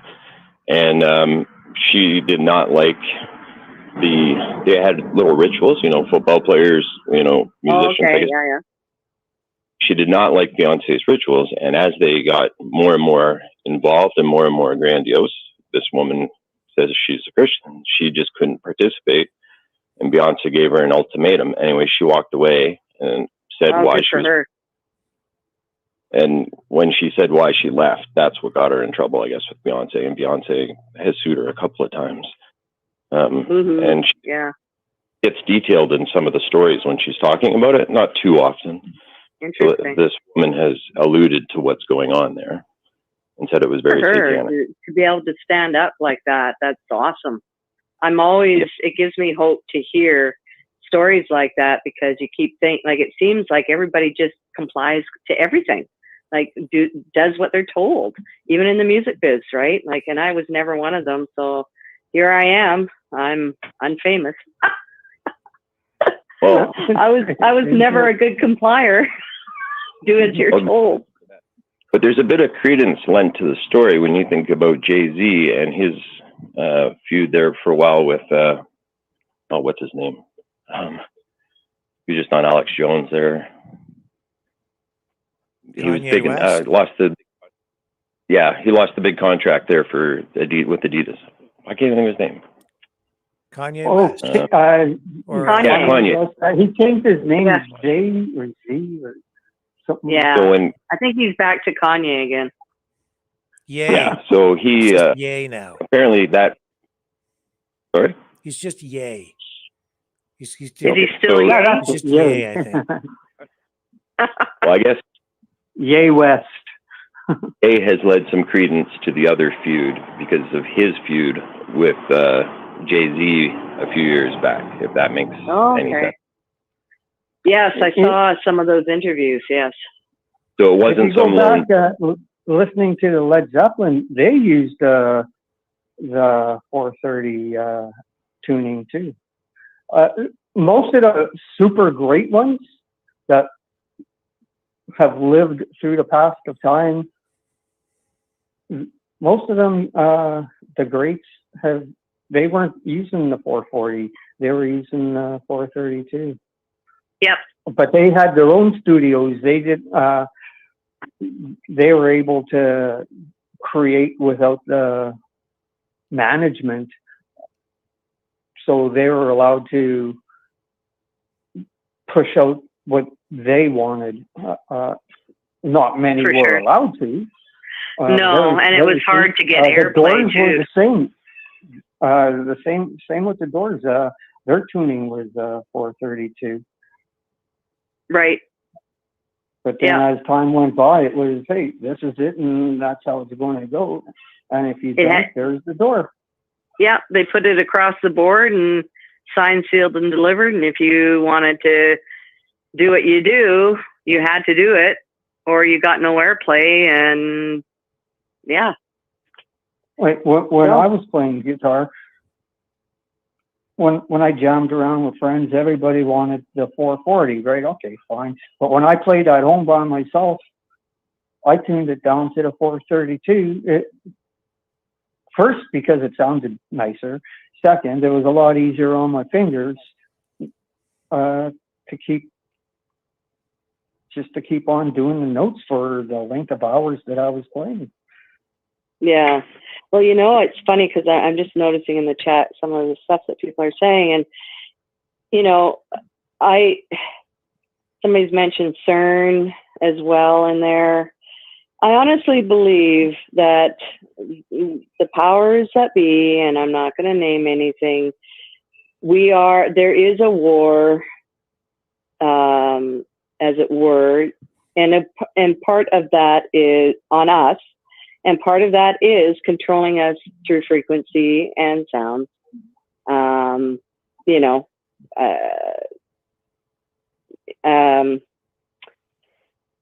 With the 5G and all of that kind of stuff, things that are coming out about all this, the way they're pushing energy, the way they are, is highly suspect, I would say, coming from my position, being in the music business. Makes me very, very concerned and wary. But I don't want to neglect mentioning my total disdain about the Dalai Lama, though. I got to tell you that I was hoping you weren't going to show that video again. But just that picture is gross.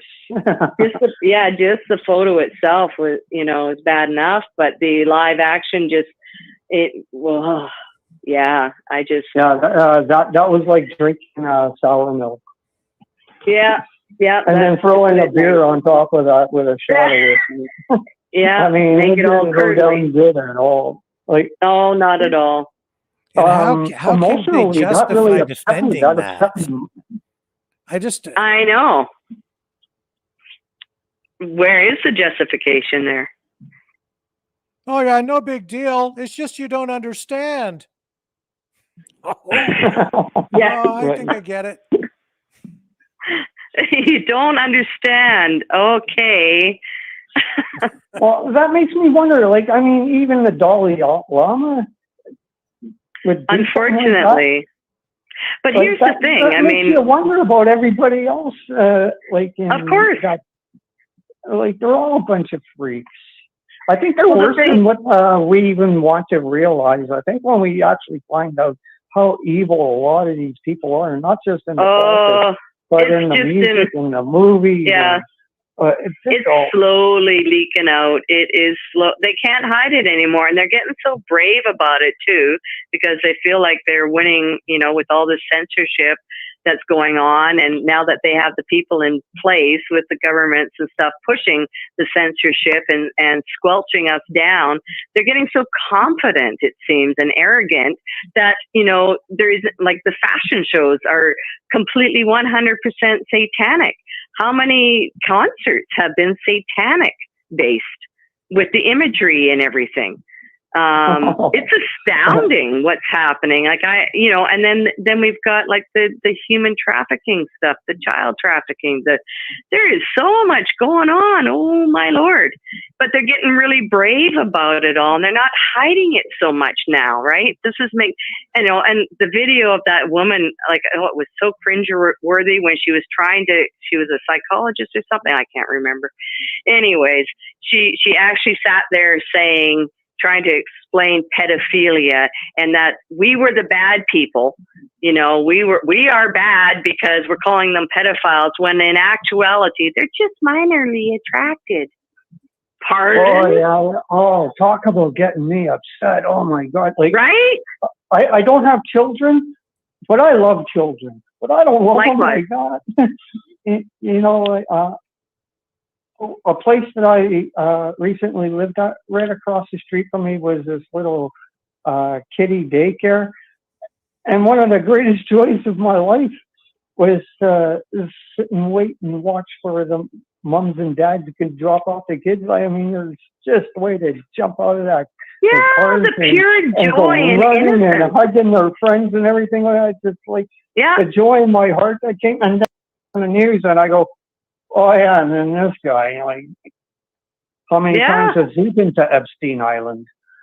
Right? Like, there's so much craziness, right? And I get it, because there's something very special about the pureness and the innocence and the joy that exude from children. And they are like that about everything in life, because everything is new and interesting and exciting. And they're trying to exploit that. Listen, that is guys, criminal beyond words. To wrap up, because we do have other calls in the queue. Yep. Oh yeah, sorry, Rick. Yeah, sorry about that, Rick. I didn't want to last this long, but no, it's okay. Well, thanks for having me on. We meeting Miss and the other gentleman, Steve. Yeah. But I wasn't going to call in, but I have to comment on those frequencies, because that is 100%. That is 100% correct. That is all true. And thank you for calling in and sharing the info that you had too. And Steve as well. Thank you so much, you guys, because I had a brain fart. I opened my mouth before I had the backup plan to back up the info, and you guys backed me up, and that was awesome. Thank you so much. All right. Thank you. And thank you. Thank you to all three of you, Rick. for joining. God bless the people, and I guess I'll say good night, and I'll keep on listening till the end. All right. Thank you so much. I appreciate it. Thanks, guys. We're going to move on to our next caller. And here we go. Let's see who we have next here. Okay, go ahead. You're on the air. Who do we have with us? Hey, Rick. How are you? I'm fine. Who's this?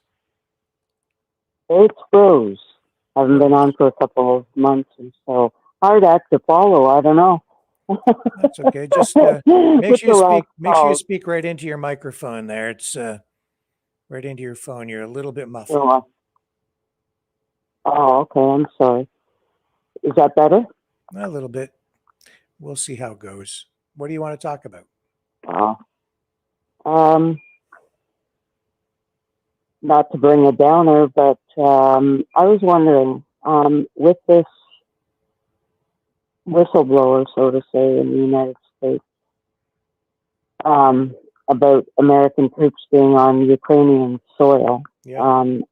A couple of months ago, we were in a restaurant with my son, and there was a gentleman with a jacket on with a Canadian insignia on his jacket, an older gentleman.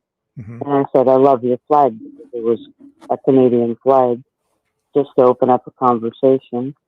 Mm-hmm. And he said, oh, yeah, it's in memory of, it's to signify that her daughter is on tour in Ukraine, and she's been there for 8 months. My question is that did Canada declare war on Russia? Okay. I didn't. Because did you understand what I was saying? I don't understand what you're asking. No. Can you? Okay, well, what I'm saying is that we're, if we have NATO troops on Ukrainian soil Yes. or certain countries, are they declaring war on Russia? Because as far as I know, it's supposed to be Ukrainians fighting Yeah, against Russia. if they put American or Canadian soldiers into Russia, into Ukraine rather, then yeah, it really does actually take it to a new level because they are engaging in warfare against Russia. They've been trying to Right, hide because that they were, clearly, and they have now been exposed. That is very dangerous because if now that that's out in the public, Russia can say, "Well, you are now officially at war with us." It's a prelude, or maybe even just um, a revelation that leads to instant escalation and a full blown war between Russia and the United States, which the Ukraine situation really is. So yeah, but the U.S. has not declared war. So in that respect, what the Biden administration is doing is, I think, actually illegal. They haven't followed proper protocols. They haven't, they haven't gone to Congress. Canada, They no? haven't done what they need to do to actually declare war. What about Canada? Same thing. Canadian troops shouldn't be in there. Well, I know that they've had people in there. They're supposed to be in a training role only, but that's clearly not what's been going on. So yeah, it's it's very just dangerous. concerning. And then and what he said was, my daughter, after she came back and then went back again, he said that she forbade me to talk about it. So I wonder why that is. So well, because they would never, right? because loose lips sink ships, and when you're in the military and you're, in any war zone, they don't want you to tell anybody where you are or what your activities are. They keep it all secret. You're not supposed to reveal any of that information because they don't want the enemy to know what the troop movements are. They don't want to reveal positions, methods, any troop sizes, any of that. Well, they were talking about training in Poland and all of that, and outside of the peripheries. So I'm just saying that it's kind of disheartening, and I think you're absolutely correct. I don't want to send my sons into war or my daughter. As a Canadian, that's just my opinion. Right. On a better, I'm going to get you to wrap up because I am having trouble hearing you. Your audio is really kind of muffled, so we've got to move on. But please call back another time, okay? I appreciate your time. Thank you. All right. Thank you. Bye-bye. Take care. Okay, and here's our next caller. How are you tonight? All the way from Alabama. What's up, buddy, Rick?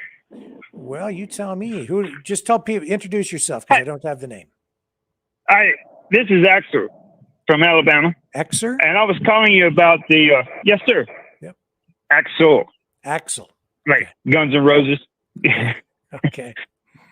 Hey, I was talking about with the girl was talking about the frequency a while ago. I can't think of her name. I'm short-minded. But she was talking about the frequency. Well, I caught on what she was saying because I was sitting there always videoing my music that I make on my phone because I didn't have the technology or whatever to record it and put it on CDs like I do now. Yeah. And they started. These people over there in Ukraine, they, Eric and them and Dave, they found my music and they, told me to, send them something that's more clearer, cause it was a different frequency, like when I was doing it off my phone. And if you play it, had a more of a to it than more of a, like a muffle, like more muffler, And I was like, yeah, I understand what she was saying.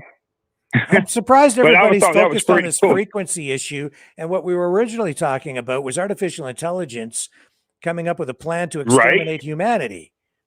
Nobody wants to talk about that, but everybody wants to talk about the frequency that music is recorded at. There won't be any music if we're all annihilated. No, I'm just saying, like, there used to be a radio station here a long time, maybe like a couple of years ago on our radio that we used to have here. And there's this army base right up the road here. It's called Anderson Depot. Yeah. And the thing about it is they bought the frequency for that from that radio, so we can't get that. You know, we used to get like the local radio station, like the news, stuff like that right there, and all like the state would get this like it's a radio station where nothing but the state would get. Well, anyway, the Salvation, the National Army, they bought that frequency over so they can have that currency. You see, that's probably what everybody's talking about. A radio frequency for transmitting on radio? Yes. Yeah, yes. I don't think that's what they're talking yes, about. Sir. They're talking about that the frequency range at which music is recorded, I think, is what they're really referring to.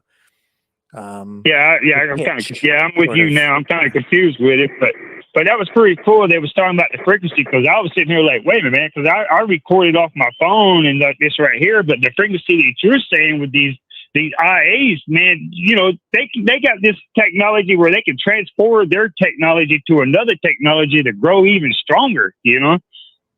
Yeah, I think we're getting a little off base. I'm gonna move on because I don't think we're quite on. All right, Rick, man, it was good to meet you, brother. It's good to talk to you again. Yeah, it's a pleasure. Right, have a good one. Call back again.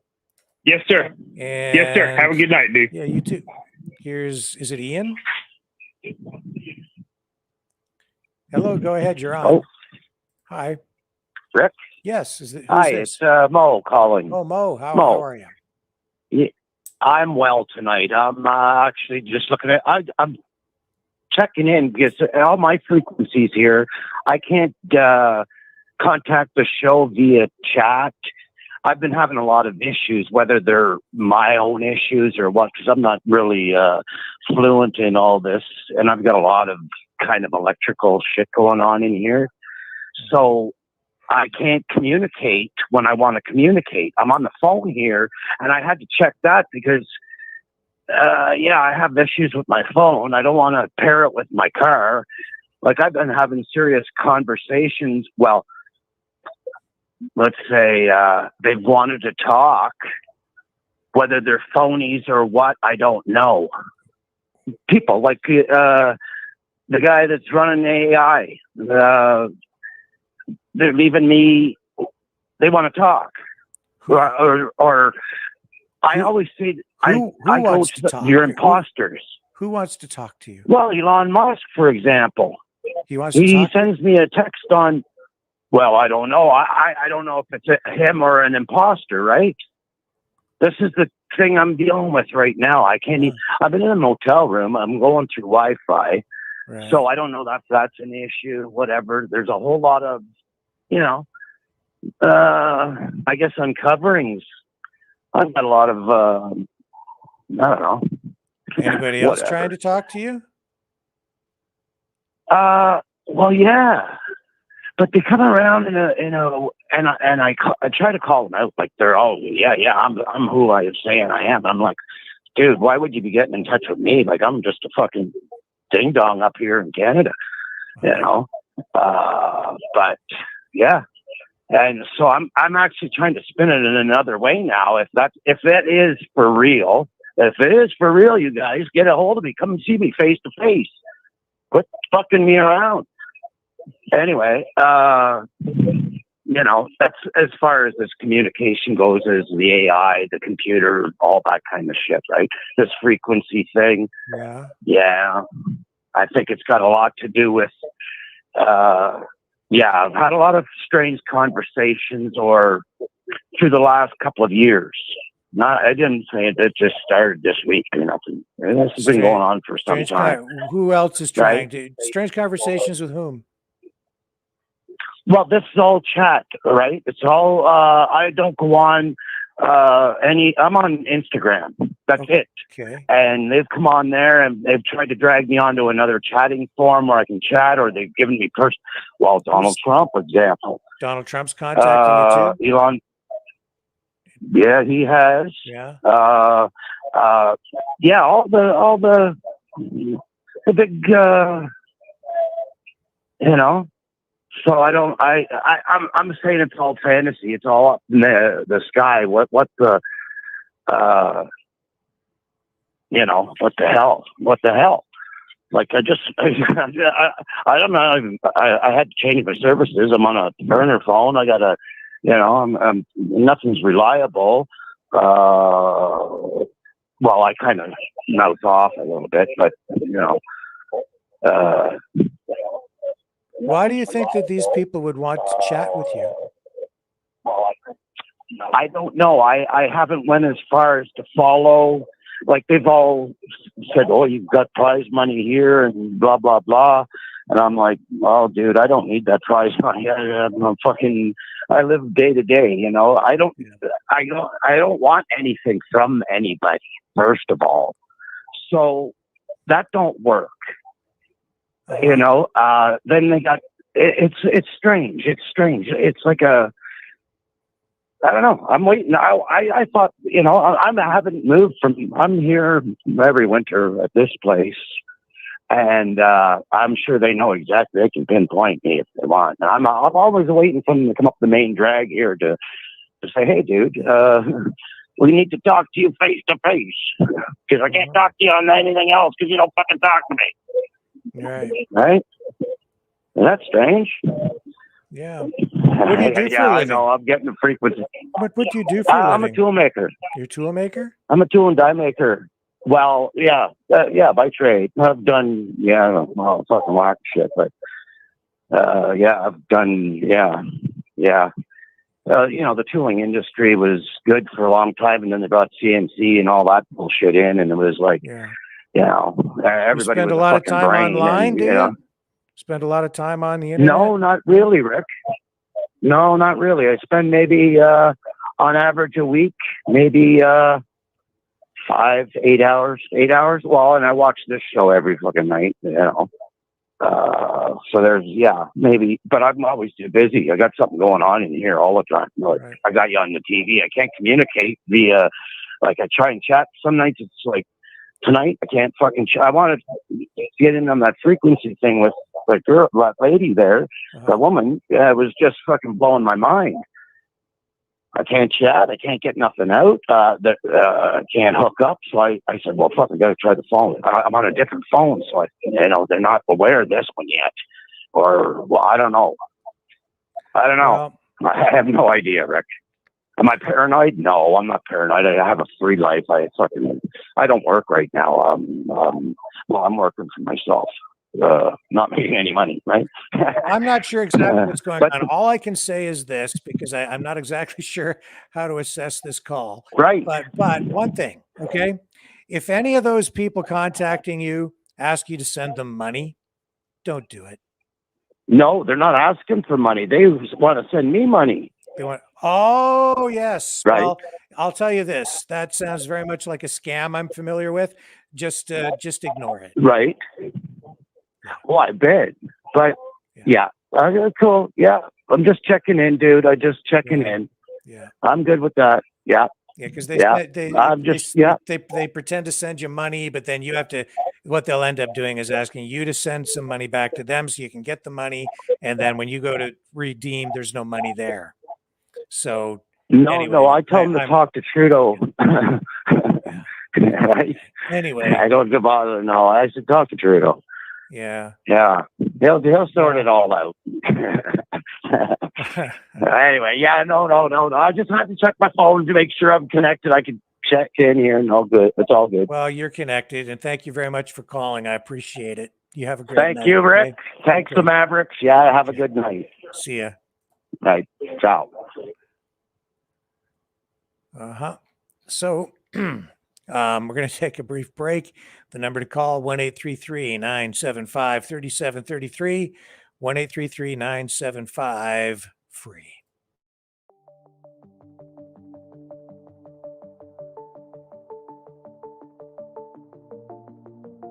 Greetings, brave Mavericks. Our quest for truth continues. We go beyond fake news. Together we expose propaganda. Together we pull others out of rabbit holes. We are maverick thinkers. We are all unique individuals, defenders of individual rights and freedoms, credible, trusted, grounded in reality. Maverick News. Maverick News. Defending free speech. Free speech. Donate at freedomreporters.com. Do it now. Tomorrow may be too late. Too late. Too late. Too late. Maverick News. The world is watching.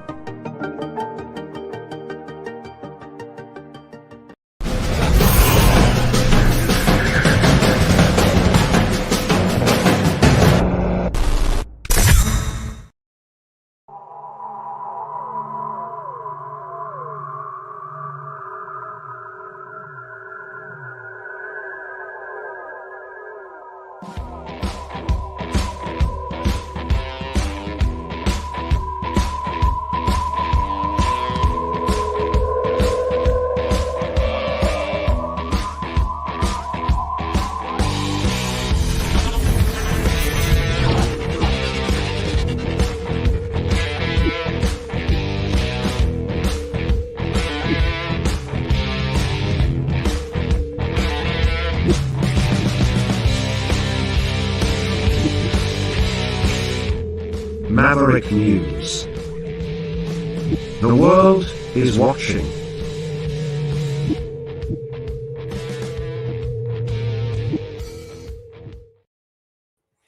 Okay, I'm back, and if you are inclined, you can support the show by donating at freedomreporters.com. That takes you straight to the PayPal donation page or to the Give Send Go page at maverickdonations.com. If you want to call into the show, you can do that at 1-833-975-3733. Please consider liking, sharing, subscribing. Please hit the like button. That would really help us out a lot on YouTube. Make sure that if you do subscribe on YouTube, that you also hit the notification bell so that they send you notifications when we post new videos. And we are really growing over on Rumble. A lot of viewers over there now, which is very encouraging. Please consider subscribing over there as well. Don't just subscribe on one or the other, subscribe on both. A lot of people, I'd say the majority, still in the chat on YouTube, growing on Rumble, but a lot in just YouTube. So, feel free to do it either way. But if down the road we are banned off YouTube, you'll find us over on Rumble. And we are now providing more and more content just over on the Rumble platform and some of the other free speech media platforms, taking it off YouTube because of all the censorship issues that we're facing over with Google and YouTube. Such was the case with the National Citizens Inquiry. So, that's how you can support the channel. Just like, share, subscribe, donate if you're able to. You can also contribute in the super chats, and that helps pay for the phone systems, the subscriptions, the Rumble subscription, which actually costs money, the StreamYard, the video production software that we use here all the time, that call-in system we pay by the minute so that we can process the calls and pipe them in through the system here to make all of that work. So there are fees for all of that and other miscellaneous expenses here in the studio and externally that we have to cover every month. So greatly appreciate your support in that way. Hang with me just for a minute longer. I'm going to push some more buttons here and I'll be right back. Fighting the Great Reset. By leading the Great Resistance.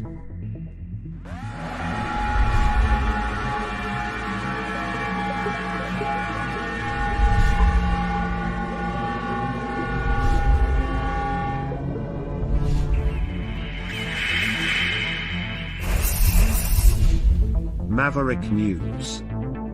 The antivirus programs for your mind.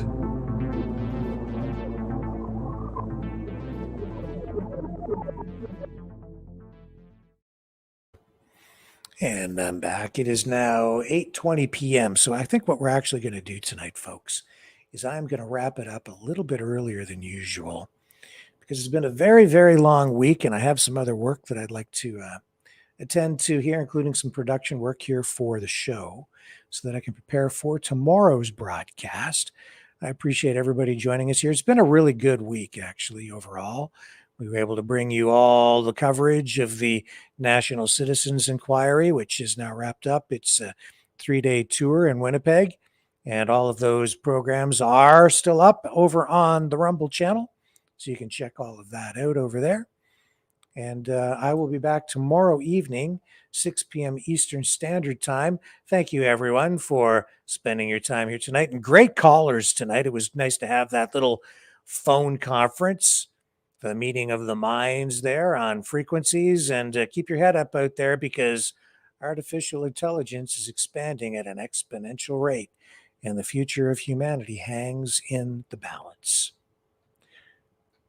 That being said, I will be back tomorrow night on the flip side.